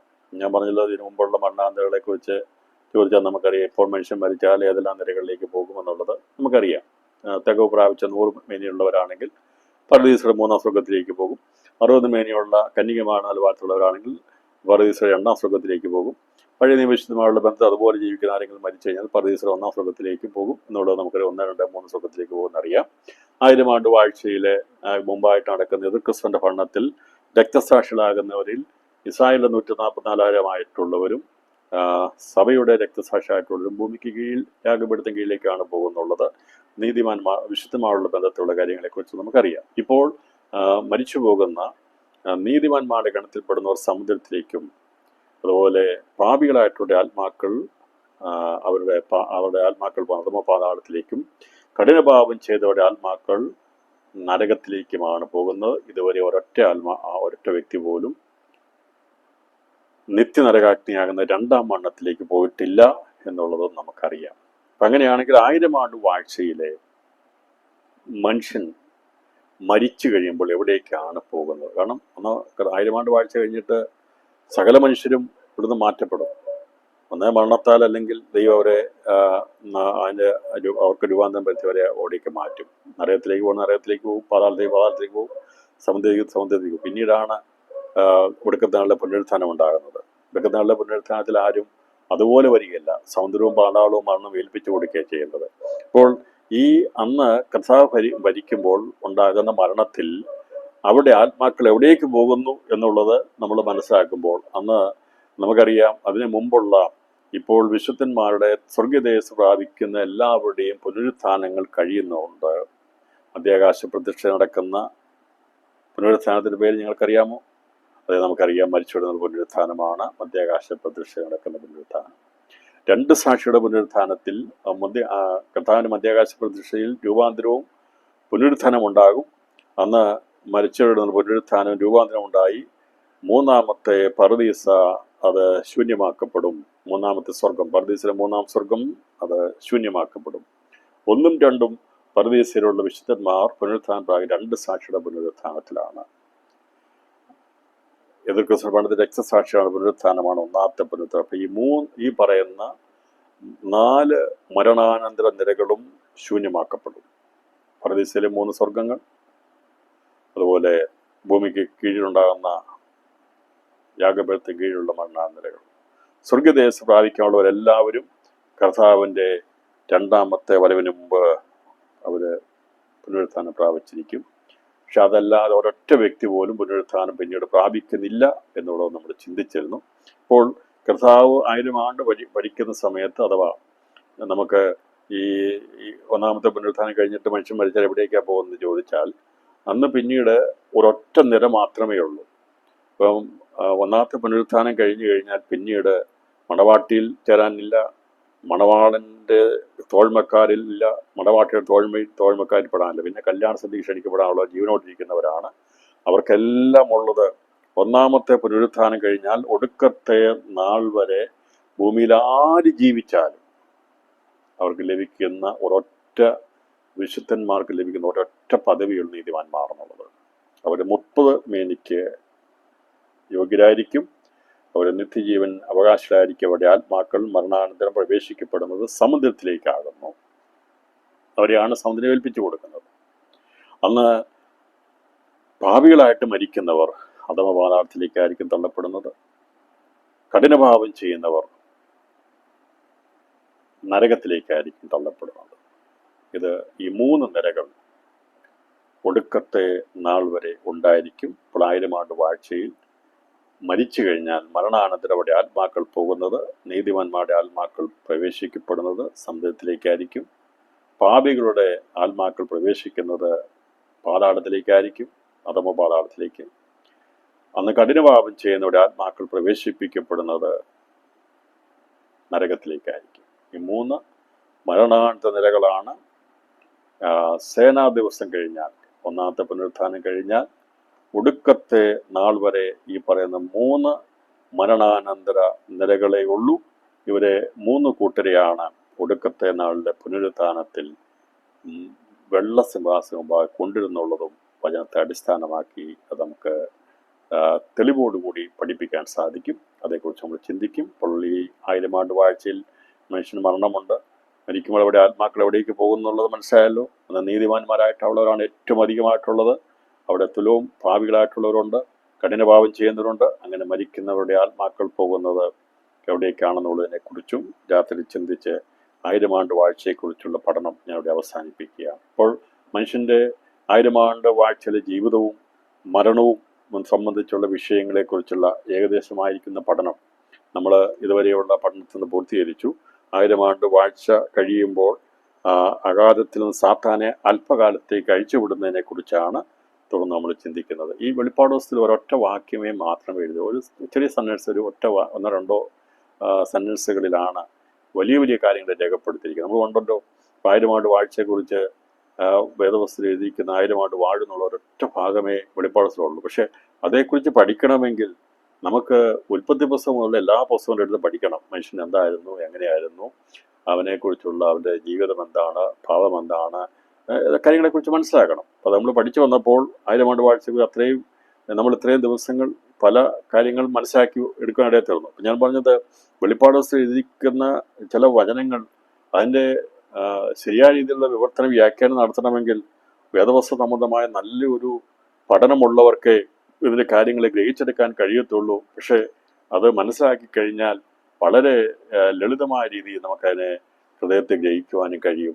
ഒരു സംശയം കൂടാതെ ഈ കാര്യങ്ങളെ മനസ്സിലാക്കാൻ സാധിക്കും. നമ്മൾ ഒരിക്കലും ബുദ്ധി കൊണ്ട് ഇതിനെ പഠിച്ചു വെക്കാതെ ദൈവാത്മാവിൽ ഈ വിഷയങ്ങളെ ഗ്രഹിച്ചെടുക്കുവാൻ പരിശ്രമം തുറന്നു നൽകട്ടെ.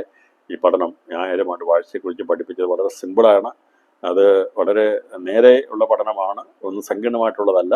ഇതെല്ലാം വേദവസ്തുവിൽ രേഖപ്പെടുത്തിയിരുന്ന കാര്യങ്ങളാണ്. നിങ്ങൾക്ക് ആർക്കും അത് ബുദ്ധിമുട്ടില്ല എന്ന് വിശ്വസിക്കുന്നു. സംശയങ്ങൾ മാറിയിട്ടുണ്ടെന്ന് വിചാരിക്കുന്നു. അപ്പോൾ ഇപ്പോഴത്തെ ലോകത്തെക്കുറിച്ച്, ഇപ്പോഴും നമ്മൾ ചിന്തിക്കുന്നതിനെക്കുറിച്ച് വ്യത്യസ്തമായ 1000 ആണ്ട് വാഴ്ച എന്തൊക്കെയാണ് വ്യത്യാസമുണ്ടെന്നുള്ളത് കൊണ്ട് ഒരു ചെറിയ നോട്ട് എഴുതി ഒരു സമ്മറൈസ് ചെയ്ത് പറഞ്ഞു കഴിഞ്ഞാൽ എത്ര പേർക്ക് എഴുതി തരാൻ കഴിയും?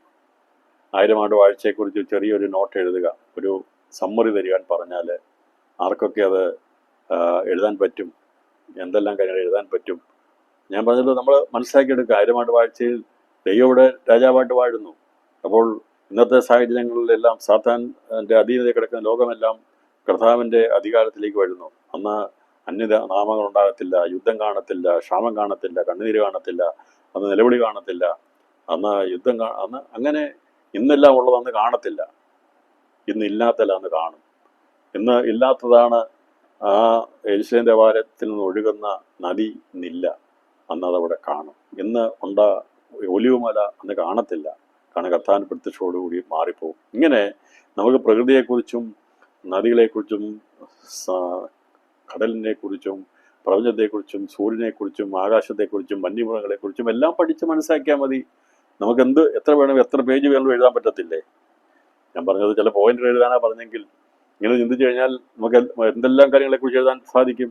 അന്നത്തെ ആരോഗ്യം, അന്നത്തെ ഭക്ഷണം, അന്നത്തെ മൃഗങ്ങൾ, അന്നത്തെ സൂര്യൻ, ചന്ദ്രൻ, നക്ഷത്രങ്ങൾ, അന്നത്തെ കടൽ, അന്നത്തെ കര, അങ്ങനെ കാലാവസ്ഥ, ആരോഗ്യം, എല്ലാ ഭക്ഷണം, ഇതെല്ലാം കൂടെ നമ്മൾ ചിന്തിച്ച് എന്നുള്ള എന്തെല്ലാം വിഷയങ്ങളുണ്ടോ അതെല്ലാം കൂടെ എഴുതി വെച്ചിട്ട് അതിന് നേരെ ഈ വിഷയങ്ങളുമായിട്ട് ബന്ധപ്പെടുത്തി ഒരു പഠനം നടത്തി കഴിഞ്ഞാൽ 1000 ആണ്ട് വാഴ്ചയെക്കുറിച്ച് നിങ്ങളോട് രാത്രി ചോദിച്ചാൽ നിങ്ങൾ എഴുന്നേറ്റ് എന്ന് പറയും, ഇങ്ങനെയൊക്കെയാണെന്ന് പറയും. ഇത്രയേ ഉള്ളൂ കാര്യം. ഇന്നുള്ളത് നമുക്കറിയാമല്ലോ. അതിനെ പഠിപ്പിക്കേണ്ടത് എന്നാ? ഇന്നത്തെ ആഹാരത്തെക്കുറിച്ച് വന്ന് ക്ലാസ്സിലെക്കേണ്ട ആവശ്യമില്ല. എന്തൊക്കെ കഴിക്കുന്നുള്ളതെന്നൊക്കെ അറിയാം. നമുക്കറിയാവുന്ന മായമാണ്, എവിടെ കിട്ടിയാലും മായമേ ഉള്ളതെന്നൊക്കെ നമ്മൾ പറയും. 10-30 വർഷം മുമ്പ് ഇങ്ങനെയൊന്നും അല്ലായിരുന്നു, നല്ല പാലായിരുന്നു, നല്ല തൈരായിരുന്നു, നല്ല തേനായിരുന്നു, നല്ല വെളിച്ചെണ്ണയായിരുന്നു എന്നൊക്കെ പറയും. ഇന്ന് വന്ന് പറയുന്ന എല്ലാം മായമാണ്. പക്ഷെ ഇതെല്ലാം നമ്മൾ തിരിച്ചു പറയും ഏറ്റവും ഉത്തമമായ, ചതിവില്ലാത്ത, മായമില്ലാത്ത അനുഗ്രഹിക്കപ്പെട്ടൊരു കാലഘട്ടം 1000 ആണ്ട് വാഴ്ചയിൽ വരും. അന്ന് നമ്മളിവിടെ ഈ ചക്കയും മാങ്ങയൊക്കെ തിന്നാൻ വേണ്ടി അല്ല ഇതിനു വേണ്ടി ജീവിക്കുന്നത്. നമ്മൾ കർത്താവിനോട് കൂടെ അവനോട് കൂടെ നിത്യം വാഴുവാൻ വേണ്ടിയുള്ള ആ മതിമകത്തായ പദവിയെ ഓർത്തുകൊണ്ട് വേണം ഓരോ ദിവസവും നാം സന്തോഷത്തോടെ ജീവിക്കേണ്ടത്. ജീവിതത്തെ തള്ളിവിടുകയല്ല ചെയ്യേണ്ടത്, ജീവിതത്തെ ആസ്വദിച്ച് ജീവിക്കണം. ഇതിനകത്ത് ഞാൻ ഒരിക്കൽ കൂടി പറയുന്നു, ജീവിതത്തെ നാം കഷ്ടതയോടുകൂടി തള്ളിവിടുകയല്ല ചെയ്യേണ്ടത്, ജീവിതത്തെ ആസ്വദിച്ച് ജീവിക്കുവാൻ ദൈവം നമുക്ക് കൃപ നൽകട്ടെ.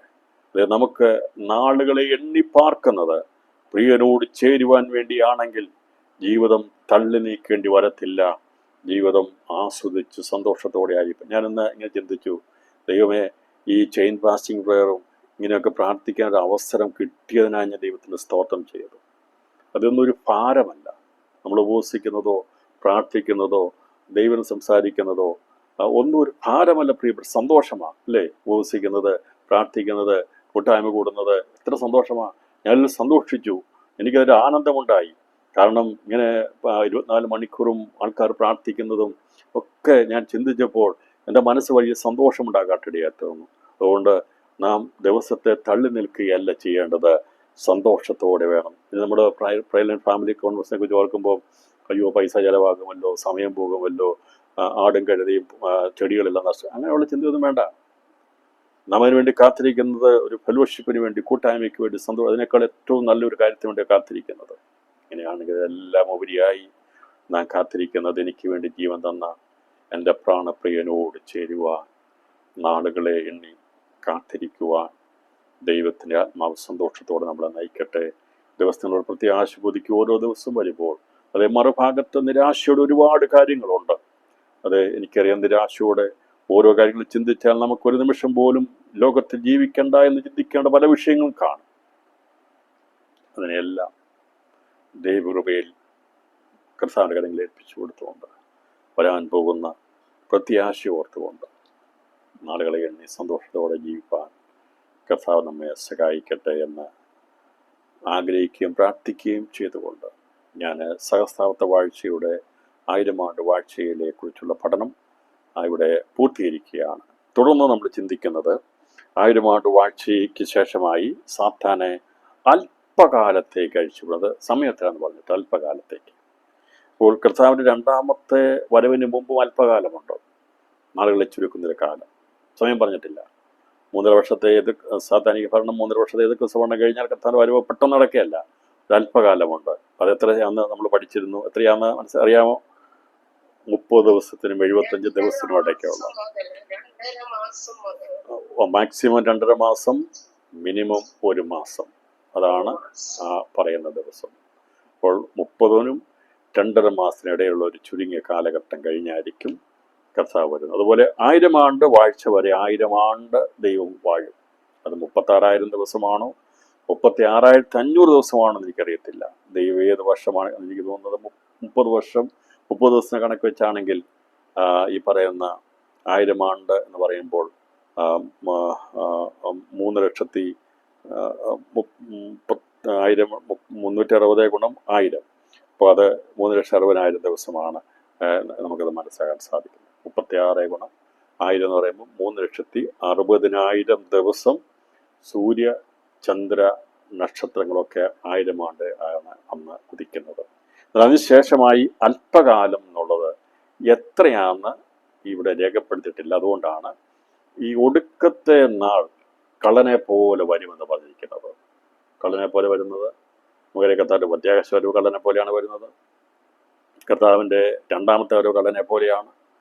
പിന്നീട് നമുക്ക് കാണാൻ സാധിക്കുന്നത് ഒടുക്കത്തെ നാൾ കള്ളനെ പോലെയാണ്. ഇപ്പം ഈ അല്പകാലം എന്ന് പറഞ്ഞിരിക്കുന്നത് എത്രയാണെന്ന് വ്യക്തമായി കഴിഞ്ഞു. ഇപ്പം നമ്മൾ 1000 ആണ്ട് ഈ എതിർക്രിസ്തുവിന്റെ ഭരണം കഴിഞ്ഞിട്ടുള്ള അല്പകാലം എന്ന് പറയുമ്പോൾ അത് നമ്മൾ കണക്കുകൂട്ടി ഏത് ദിവസവും നാഴിക നമുക്ക് അറിയത്തില്ല.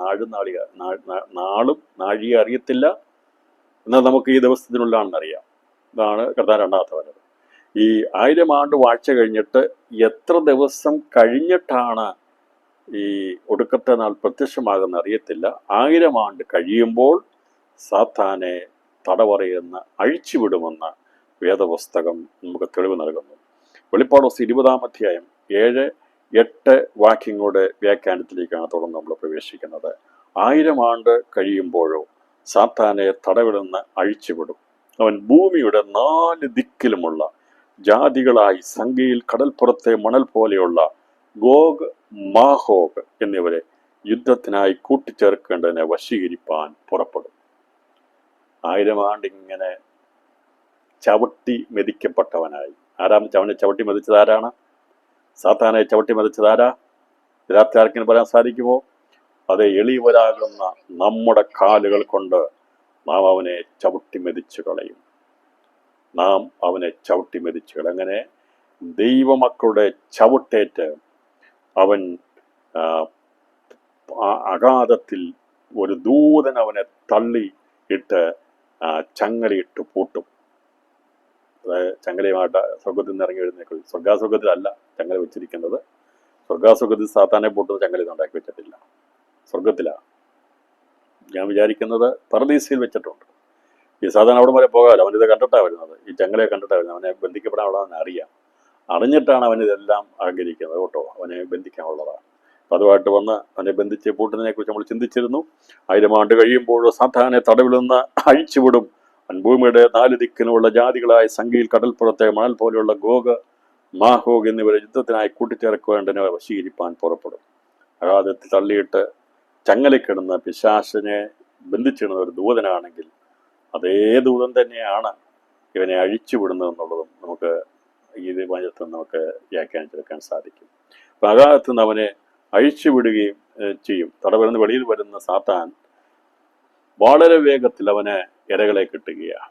അവൻ അതുവരെ പമ്മിക്കിടക്കുകയായിരുന്നു. അവൻ പണിയൊന്നും കൂടാതെ, അവൻ്റെ വേലയൊന്നും ചെയ്യാതെ, അവൻ്റെ വശീകരണത്തിൻ്റെ വഞ്ചനയുടെ കാര്യമൊന്നും ചെയ്യാതെ ഇങ്ങനെ 1000 ആണ്ട് 3,60,000 ദിവസം, ഏകദേശം 3,60,000 ദിവസം കിടക്കും. നമ്മുടെ കർത്താവിനെ ഇവനും ഇവൻ്റെ ആൾക്കാരും കൂടി ബന്ധിച്ചൊതുക്കി വെച്ചത്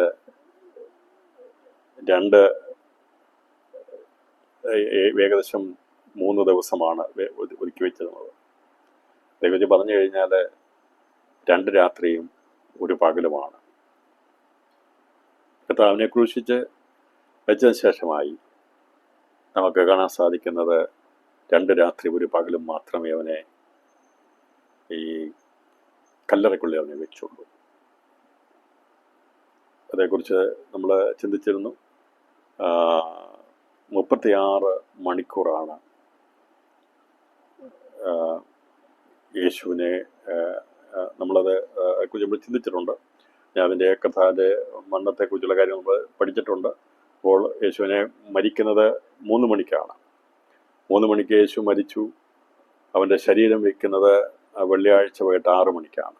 അപ്പോൾ അന്ന് വൈകിട്ട് 6 മണി മുതൽ അടുത്ത ദിവസം ശനിയാഴ്ച രാവിലെ വരെയുള്ള രാത്രി, 1 രാത്രി 12 മണിക്കൂർ. അന്ന് പകല്, ശനിയാഴ്ച പകൽ രാവിലെ 6 മുതൽ വൈകിട്ട് 6 വരെയുള്ള 1 പകല്. അപ്പോൾ അത് 24 മണിക്കൂർ. വീണ്ടും വൈകിട്ട് 6 മുതൽ അടുത്ത ദിവസം രാവിലെ സൂര്യൻ ഉദിക്കുന്ന മുമ്പുള്ള സമയം 36 മണിക്കൂറാണ് കർത്താവിനെ കല്ലറയിൽ വെച്ച് അവർ മുദ്ര വെച്ചത്. കേവലം 36 മണിക്കൂർ. 39 മണിക്കൂറാണ് യേശുവിൻ്റെ ശരീരത്തിൽ നിന്ന് ജീവൻ വിട്ടത്. 39 മണിക്കൂർ. 3-ാം മണി നേരത്ത് യേശു പ്രാണനെ വിട്ടു. അപ്പം 39 മണിക്കൂറാണ് യേശുവിൻ്റെ ശരീരത്തിൽ നിന്ന് പ്രാണനെ വിട്ട് പിതാവിൻ്റെ കയ്യിലേക്ക് ആത്മാവ് കടന്നുപോയത്. 39 മണിക്കൂർ കഴിഞ്ഞപ്പോൾ യേശു വീണ്ടും ഉയർത്തെഴുന്നേറ്റു. അവൻ്റെ ശരീരം കല്ലറയ്ക്കുള്ളിരുന്നത് 36 മണിക്കൂറാണ്.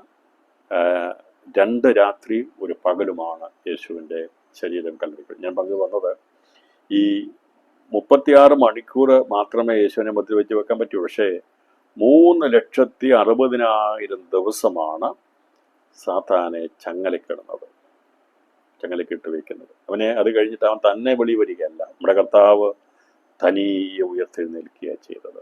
എന്നാൽ ഇവനെ അവിടുന്ന് അഴിച്ചുവിട്ടില്ലെങ്കിൽ അവൻ ഒരിക്കലും അവിടുന്ന് വെളി വരത്തില്ല.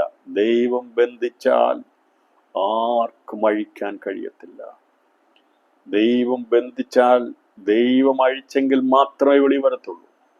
സാത്താൻ അവൻ്റെ സകല കഴിവും പ്രയോഗിച്ചാലും അവന് ഒരു നിമിഷം പോലും നേരത്തെ അതിൽ നിന്ന് വെളിയിൽ വരാൻ കഴിയത്തില്ല. ദൈവം ആജ്ഞ കൊടുക്കുമ്പോൾ മാത്രമാണ് ആ ബന്ധനത്തിൽ നിന്ന് അവനെ വെളിയിൽ അഴിച്ചു കൊണ്ടിരുന്നത്. എന്തിനാ അവനെ വെളിയിൽ കൊണ്ടിരുന്ന് പറഞ്ഞു കഴിഞ്ഞാൽ അന്ത്യ യുദ്ധത്തിന് വേണ്ടി കൊണ്ടിരിക്കുകയാണ്. അവസാനമായി മനുഷ്യരുടെ ബന്ധത്തിലെ അന്തിമ യുദ്ധത്തിന് വേണ്ടി ദൈവം സാത്താനെ അഴിച്ചുവിടുകയാണ്.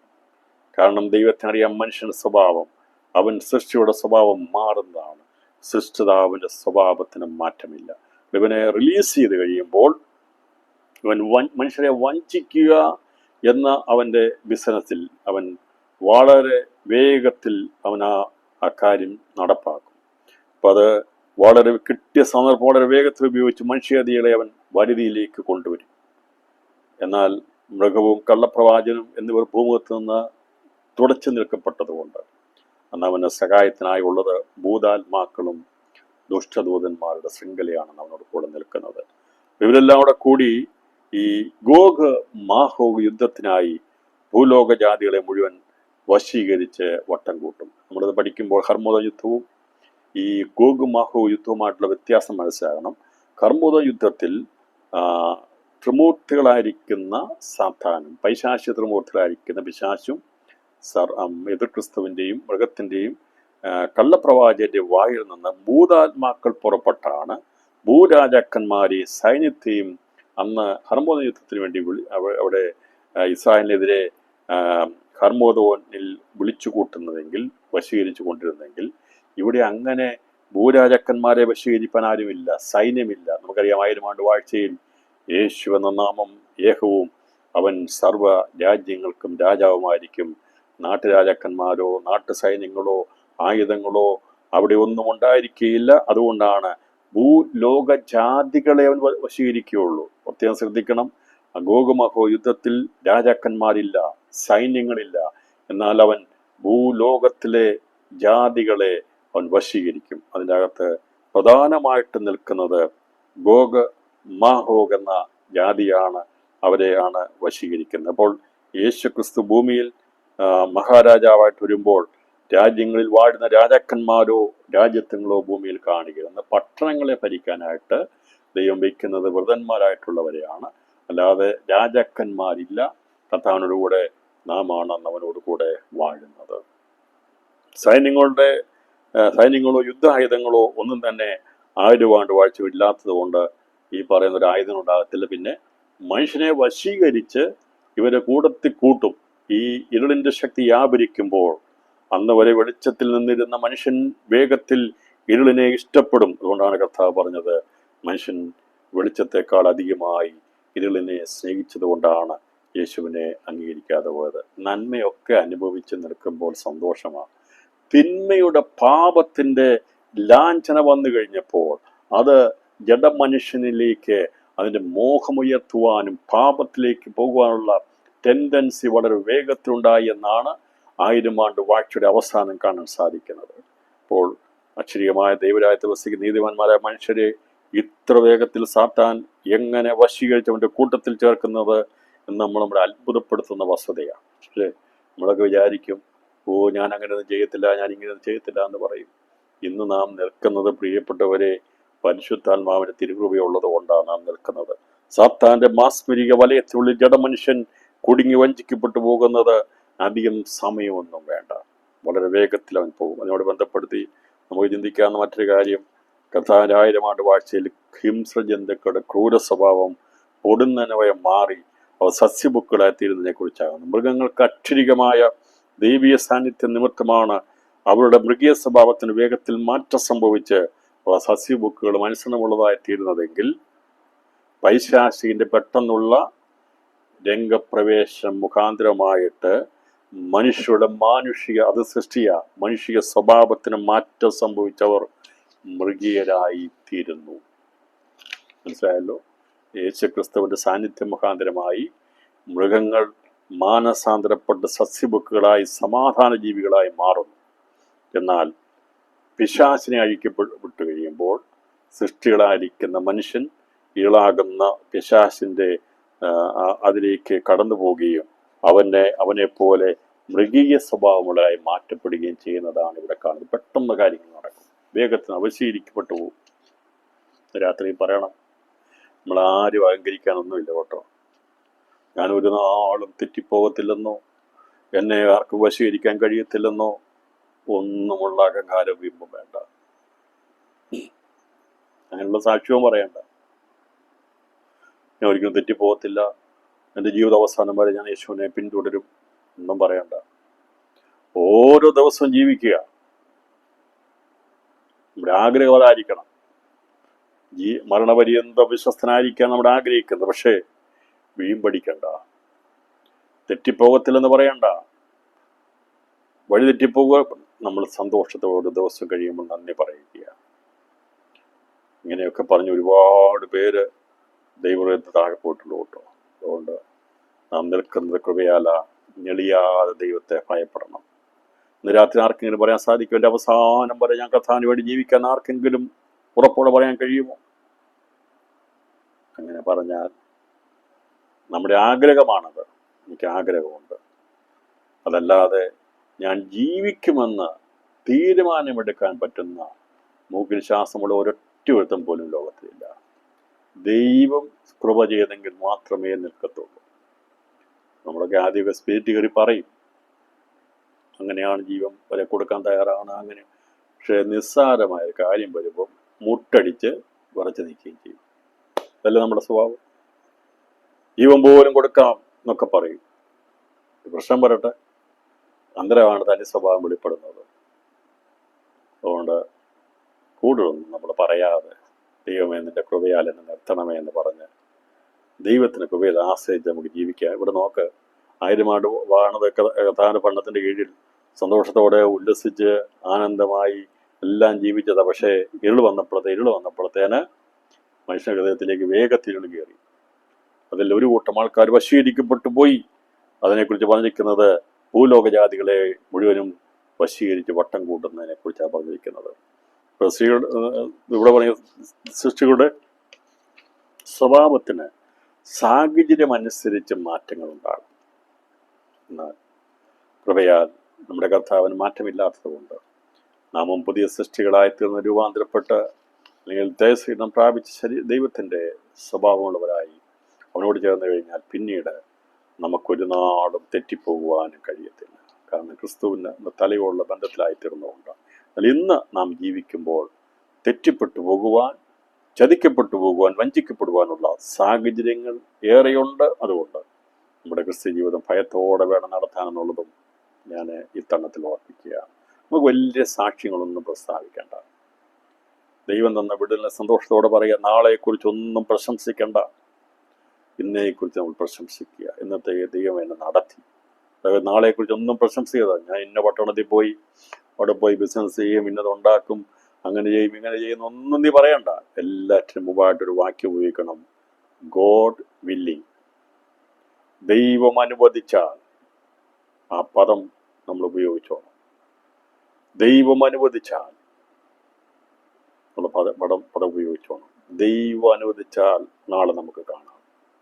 ദൈവം അനുവദിച്ചാൽ നമുക്ക് പ്രയർ ആൻഡ് ഫാമിലി കോൺഫറൻസിന് കൂടാം. ദൈവം അനുവദിച്ചാൽ മാത്രമേ നമുക്ക് നാളെ കാണാൻ കഴിയത്തുള്ളൂ. അതുകൊണ്ട് ഗോഡ് വില്ലിങ് എന്നുള്ളൊരു പദം, ദൈവം അനുവദിച്ചാൽ എന്നുള്ള പദം എപ്പോഴും നമ്മുടെ ജീവിതത്തിൻ്റെ ഒരു ഭാഗമായി. ഞാൻ പറഞ്ഞൊരു അലങ്കാരത്തിന് വേണ്ടി പറയുകയല്ല. അങ്ങനെ പറയണമെന്നല്ല, എപ്പോഴും എല്ലാത്തിനും പറയണമെന്നല്ല. പക്ഷെ അതെപ്പോഴും നമ്മുടെ ഹൃദയത്തിലുണ്ടായിരിക്കണം. ദൈവമേ നീ അനുവദിച്ച്. അത് എല്ലാവരോടും എപ്പോഴും പറയണമെന്നില്ല. പക്ഷെ ഇടയ്ക്കിടയ്ക്ക് ഞാൻ ഈ മീറ്റിംഗ് ഒക്കെ എഴുതുമ്പോൾ ഗോഡ് വില്ലിങ് ടുമോറോ എന്ന് പറഞ്ഞാൽ കാണാം. അത് മനസ്സിലാകാൻ വേണ്ടി എഴുതുന്നത്. കാരണം ദൈവം അനുവദിച്ചാൽ, ഇല്ലെങ്കിൽ ഇല്ല. ദൈവം അനുവദിച്ചെങ്കിലേ ഉള്ളൂ ഗോഡ് വില്ലിങ് എന്ന് പറയുന്നത്. അത് എഴുതുന്നത് അതുകൊണ്ടാണ്. ദൈവം അനുവദിച്ചാൽ ഇല്ലെങ്കിൽ ഇല്ല. ദൈവം അനുവദിച്ചാലേ ഉള്ളൂ. നമ്മുടെ മീറ്റിങ്ങുകളൊക്കെ ദൈവം അനുവദിച്ചാലേ ഉള്ളൂ. നമുക്കത് കട്ടായം പറയാൻ കഴിയത്തില്ല. പക്ഷെ നമ്മുടെ ഹൃദയത്തിൽ എപ്പോഴും അങ്ങനെ ഒരു ചിന്ത ഉണ്ടായിരിക്കണം. എൻ്റെ ദൈവമേ നീ അനുവദിച്ചാൽ നാളെ എനിക്ക് രാവിലെ എഴുന്നേൽക്കാൻ കഴിയും. നീ അനുവദിച്ചാൽ എനിക്ക് ഉപവസിക്കാൻ കഴിയും. നീ അനുവദിച്ചാൽ എനിക്ക് ബൈബിൾ ക്ലാസ്സിൽ പങ്കെടുക്കാൻ കഴിയും. നീ അനുവദിച്ചാൽ എനിക്ക് ജോലിക്ക് പോകാൻ കഴിയും. ആ ദൈവത്തോടുള്ള അനുവാദം, ദൈവത്തിൻ്റെ അനുഗ്രഹം, ദൈവത്തിൻ്റെ ആശീർവാദം എപ്പോഴും ഉണ്ടായിരിക്കണം. ദൈവത്തോട് എപ്പോഴും നന്ദി ഉള്ളവരായിട്ടും നമ്മൾ ജീവിക്കണം. നന്ദി പറയാൻ മറന്നു പോകരുത്. ഒരുപക്ഷെ എപ്പോഴും നന്ദി പറയാൻ കഴിഞ്ഞിട്ടില്ലെങ്കിലും നന്ദിയുള്ളൊരു ഹൃദയമുള്ളവരായി രാത്രി ദൈവം ചെയ്ത ഉപകാരങ്ങളെ ഇടയ്ക്ക് അയവിറക്കാനും ഓർക്കുവാനും സ്തോത്രം ചെയ്യുവാനുമാണ് ഉപവാസ പ്രാർത്ഥനകളൊക്കെ നമ്മൾ സംഘടിപ്പിക്കുന്നത്. മറ്റുള്ളവർ പ്രാർത്ഥിക്കുമ്പോൾ ആ പ്രാർത്ഥന ശ്രദ്ധിക്കുന്നതോടൊപ്പം ദൈവം നമ്മുടെ ജീവിതത്തിൽ ചെയ്തിരിക്കുന്ന ഉപകാരങ്ങളെ ഓർത്ത് ദൈവത്തിന് സ്തോത്രം ചെയ്യാൻ കഴിയും. ദൈവം അവരുടെ ജീവിതത്തിൽ കൊടുത്തിരിക്കുന്ന ഉപകാരങ്ങളെ ഓർത്ത് ദൈവത്തിന് സ്തോത്രം ചെയ്യാൻ, അങ്ങനെ സ്തോത്രത്തിൽ കവിഞ്ഞിരിപ്പാൻ ദൈവത്തിൻ്റെ ആത്മാവ് നമ്മെ സഹായിക്കട്ടെ. പലപ്പോഴും എൻ്റെ ജീവിതത്തിൽ വരുന്ന ബലഹീനതകൾ ഞാൻ പറയാം. എനിക്കങ്ങനെ സ്തോത്രം ചെയ്യാൻ സാധിക്കുന്നില്ല. എനിക്കങ്ങനെ എപ്പോഴും ദൈവത്തിൻ്റെ ഹിതത്തിനനുസരിച്ച് ജീവിക്കാൻ എനിക്ക് ആഗ്രഹമുണ്ട്. ഞാൻ പറഞ്ഞാൽ എപ്പോഴും അങ്ങനെ പറഞ്ഞല്ലേ ഞാൻ ജീവിക്കുന്നത്. ഞാനത് വളരെ പുറകോട്ടുള്ളൊരു മനുഷ്യനാണ്. പക്ഷേ എനിക്ക് ആഗ്രഹമുണ്ട്, കർത്താവേ നിൻ്റെ ഇഷ്ടം മാത്രമേ നിറവേറാവുള്ളതാണ്. എപ്പോഴും ദൈവത്തിന് സ്തോത്രം ചെയ്യുന്ന ആഗ്രഹമുണ്ട്. പക്ഷേ എപ്പോഴും സ്തോത്രം ചെയ്യാൻ എന്നെ കൊണ്ട് സാധിക്കുന്നില്ല എന്ന് ഞാൻ സമ്മതിക്കുക. പക്ഷേ നമുക്കെപ്പോഴും ഏതെങ്കിലും ഒരു നിമിഷത്തിൽ ദൈവം ചെയ്ത ഉപകാരത്തെ ഓർത്ത് നന്ദി പറയാൻ മറന്നു പോകരുത് കേട്ടോ. കടന്നു പോകുമ്പോൾ നമ്മൾ പ്രാർത്ഥിക്കുന്നവരാ, മടങ്ങി വരുമ്പോഴും പ്രാർത്ഥിക്കണം. അത് പലപ്പോഴും നമ്മൾ ചെയ്യാറില്ല. ഞാനും നിങ്ങൾ ചെയ്യാറില്ല. നമ്മൾ കടന്നു പോകുമ്പോഴത്തെ പ്രാർത്ഥന മടങ്ങി വരുമ്പോൾ ഉണ്ടോ? ഇല്ല. നമ്മൾ മടങ്ങി വന്നാൽ നമ്മൾ സ്വസ്ഥമായി സുരക്ഷിതമായി, ഞാൻ പറഞ്ഞത് കടന്നു പോകുമ്പോൾ പ്രാർത്ഥിക്കുന്ന പോലെ തന്നെ മടങ്ങി വരുമ്പോഴും പ്രാർത്ഥിച്ചില്ലെങ്കിലും കർത്താവേ നന്ദി സ്തോത്രമെന്ന് പറഞ്ഞ് ഭവനത്തിൽ നമുക്കായിരിക്കാൻ കേട്ടോ. ഇതിനെല്ലാം വേണ്ടിയാണ് രാത്രി നമ്മൾ പ്രാർത്ഥിക്കുന്നത് കേട്ടോ. പകൽ മുഴുവനും മറന്നുപോയാലും രാത്രി കിടക്കുന്നതിന് മുമ്പെങ്കിലും ഒരു സ്തോത്രമെങ്കിലും പറയണം. രാവിലെ എഴുന്നേൽക്കുമ്പോൾ ഒരു സ്തോത്രമെങ്കിലും പറഞ്ഞു വേണം എഴുന്നേൽക്കാൻ. പറഞ്ഞല്ലോ, നമ്മുടെ ജീവിതത്തിൽ എപ്പോഴും നന്ദിയുള്ളൊരു ഹൃദയമുണ്ടെന്ന് ദൈവത്തിന് ദൂരെ നിന്ന് മനസ്സിലാക്കാൻ സാധിക്കും. ഞാൻ നിങ്ങളിപ്പൊന്നും ഉച്ചരിക്കുന്നില്ലെങ്കിലും ആരെങ്കിലൊക്കെ പറയുന്നില്ലെങ്കിലും ആരുടെ മുമ്പിലൊന്നും പറയുന്നില്ലെങ്കിലും ദൈവത്തിന് ദൂരെ നിന്ന് നമ്മളെ നന്നായി ഗ്രഹിക്കാൻ കഴിയും.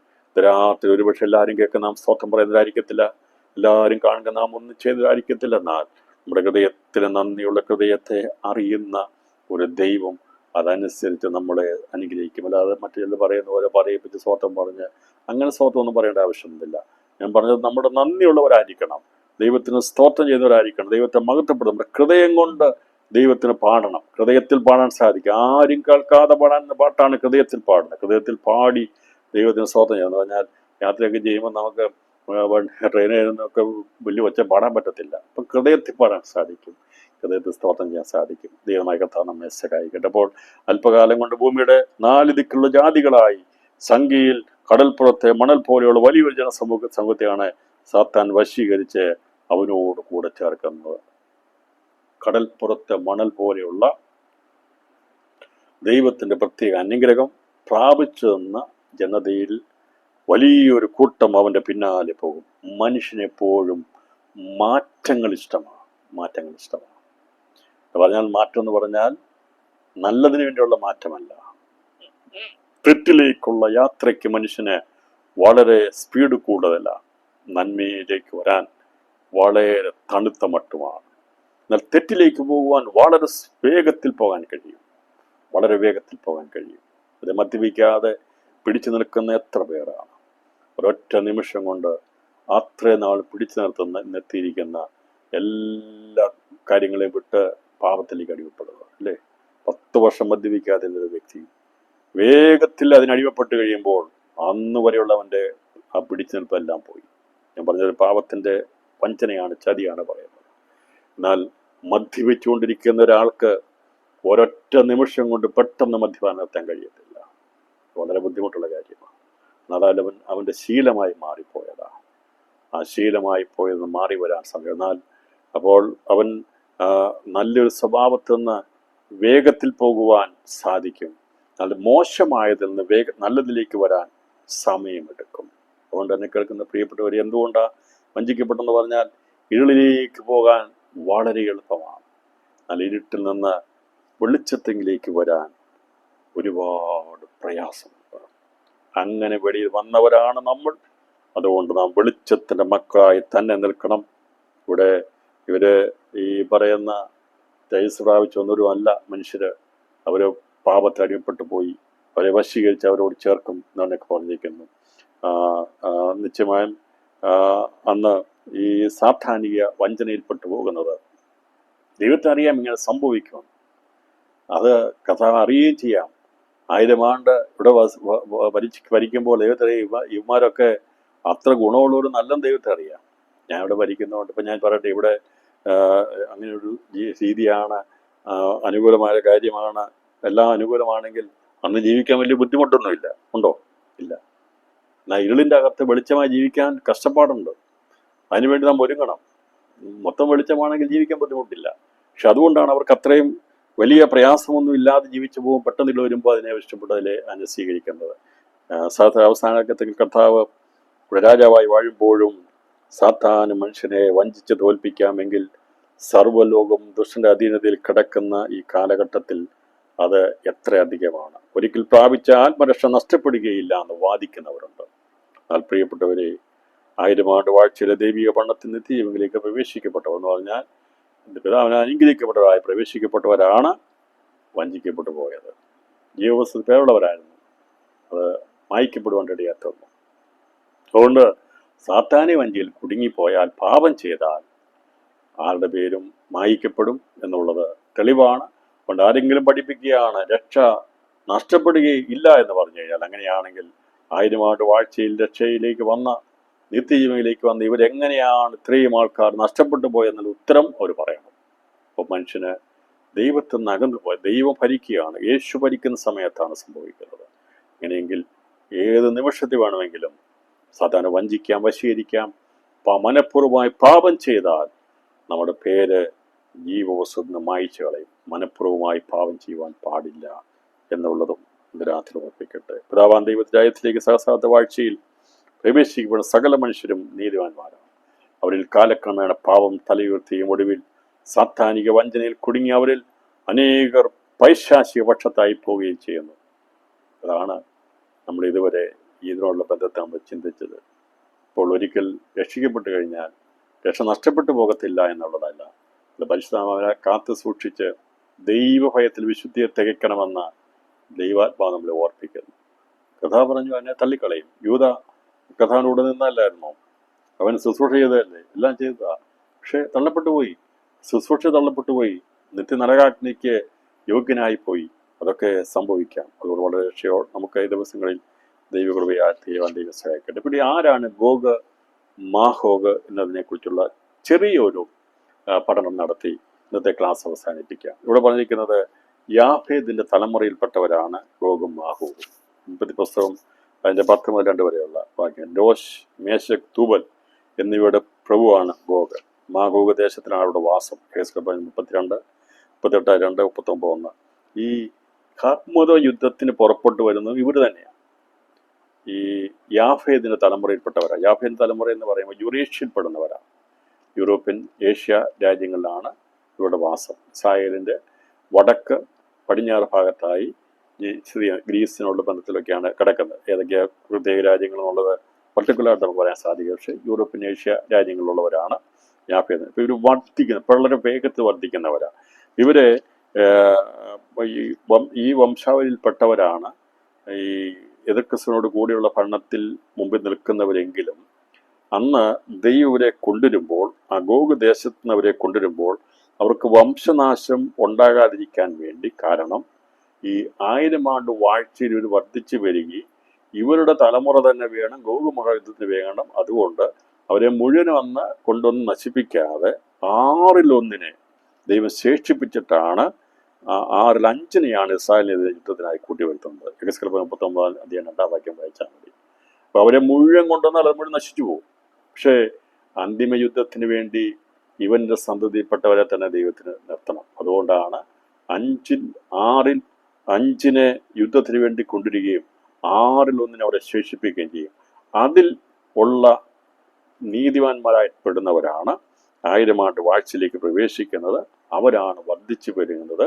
അവസാനം സാത്താൻ വരുമ്പോൾ ഈ ഹർമുദ യുദ്ധത്തിൽ അവരുടെ സ്വന്തം ആൾക്കാരാണല്ലോ അന്ന് എതിർക്രിസ്തുവിനോട് കൂടെ യേശുവിനെതിരെ യുദ്ധത്തിന് വേണ്ടി നിന്നതെങ്കിൽ ആ തലമുറയിൽപ്പെട്ട അന്ന് നീതിമാന്മാരായിട്ട് പ്രവേശിപ്പിച്ചവരെ അവരിൽ നിന്ന് 6-1 ശേഷിപ്പിച്ചാണ് അവർ വന്നതെങ്കിൽ 5-1 നിന്ന് നീതിമാന്മാരായി വന്നവരാണ് അന്ന് 1000 ആണ്ട് വാഴ്ചയിലെ ശേഷമായി സാത്താനാൽ വഞ്ചിക്കപ്പെട്ട് ഗോഗ് മാഹോ യുദ്ധത്തിന് വേണ്ടി യാഫേദിന് തലമുറയിൽപ്പെടുന്നവരാണ് ഇതിന് വളരെയധികമായി മുമ്പിൽ നിൽക്കുന്നത്. അവരാണ് വശീകരിക്കപ്പെട്ട്, അവരാണ് വളരെയധികം വർധനവുണ്ടാകുന്നത്. അപ്പോൾ അവരുടെ ശേഷിപ്പിനെ കുറിച്ചും അവരാരാകുന്നെന്നുള്ള ദൈവം അവരിലെ 5-1 അവിടെ യുദ്ധത്തിന് കൊണ്ടുവരുമ്പോൾ അതിൽ അഞ്ചിൽ ഒന്നിനെ അവിടെ ശേഷിപ്പിച്ച് ആറിൽ ഒന്നിനെ ശേഷിപ്പിച്ചിട്ട് ബാക്കിയുള്ളതിനെയാണ് യുദ്ധത്തിന് കൊണ്ടുവരുന്നതിനെ കുറിച്ച് നാം പഠിച്ചല്ലോ. വംശനാശം നശിച്ചു. അപ്പം ഹർമോദ യുദ്ധത്തിൻ്റെ ഒരു തുടർ യുദ്ധമാണ് ഗോഗുമാഗോ യുദ്ധം. അപ്പം കർമ്മയുദ്ധത്തിൽ ആരാണോ മുൻപന്തിയിൽ നിന്ന് ഏറ്റവും മുൻപിൽ നിൽക്കുന്ന രാജ്യങ്ങൾ ആയിട്ടുള്ളത് അവരുടെ ശേഷിപ്പാണ് 1000 ആണ്ട് വാഴ്ചയുടെ ഗോഗുമാഗോ യുദ്ധത്തിലുണ്ടാകുന്നതിനെയാണ് ഗോഗുമാഗോ യുദ്ധം എന്ന് പറയുന്നത്. ഇന്ന് രാത്രി ഇതോടുകൂടി ഈ പറയുന്ന വശീകരിച്ചു കൊണ്ടിരുന്നതോടുകൂടി 1000 ആണ്ട് വാഴ്ചയാകുന്ന കൂടാരപ്പെരുന്നാൾ എന്ന ദിവസം അവസാനിക്കുന്നു. തുടർന്ന് പ്രത്യക്ഷമാകാൻ പോകുന്നത് ഒടുക്കത്തെ നാള് എന്ന ദിവസമാണ്. അപ്പോൾ 7 ഇടിനാട്ടിൽ മറിഞ്ഞിരിക്കുന്ന 5-ാമത്തെ ദിവസമാകുന്ന കൂടാരപ്പെരുന്നാളിൻ്റെ അവസാനത്തിലാണ് സാത്താനെ അഗാധത്തിൽ നിന്ന് റിലീസ് ചെയ്യുന്നത്.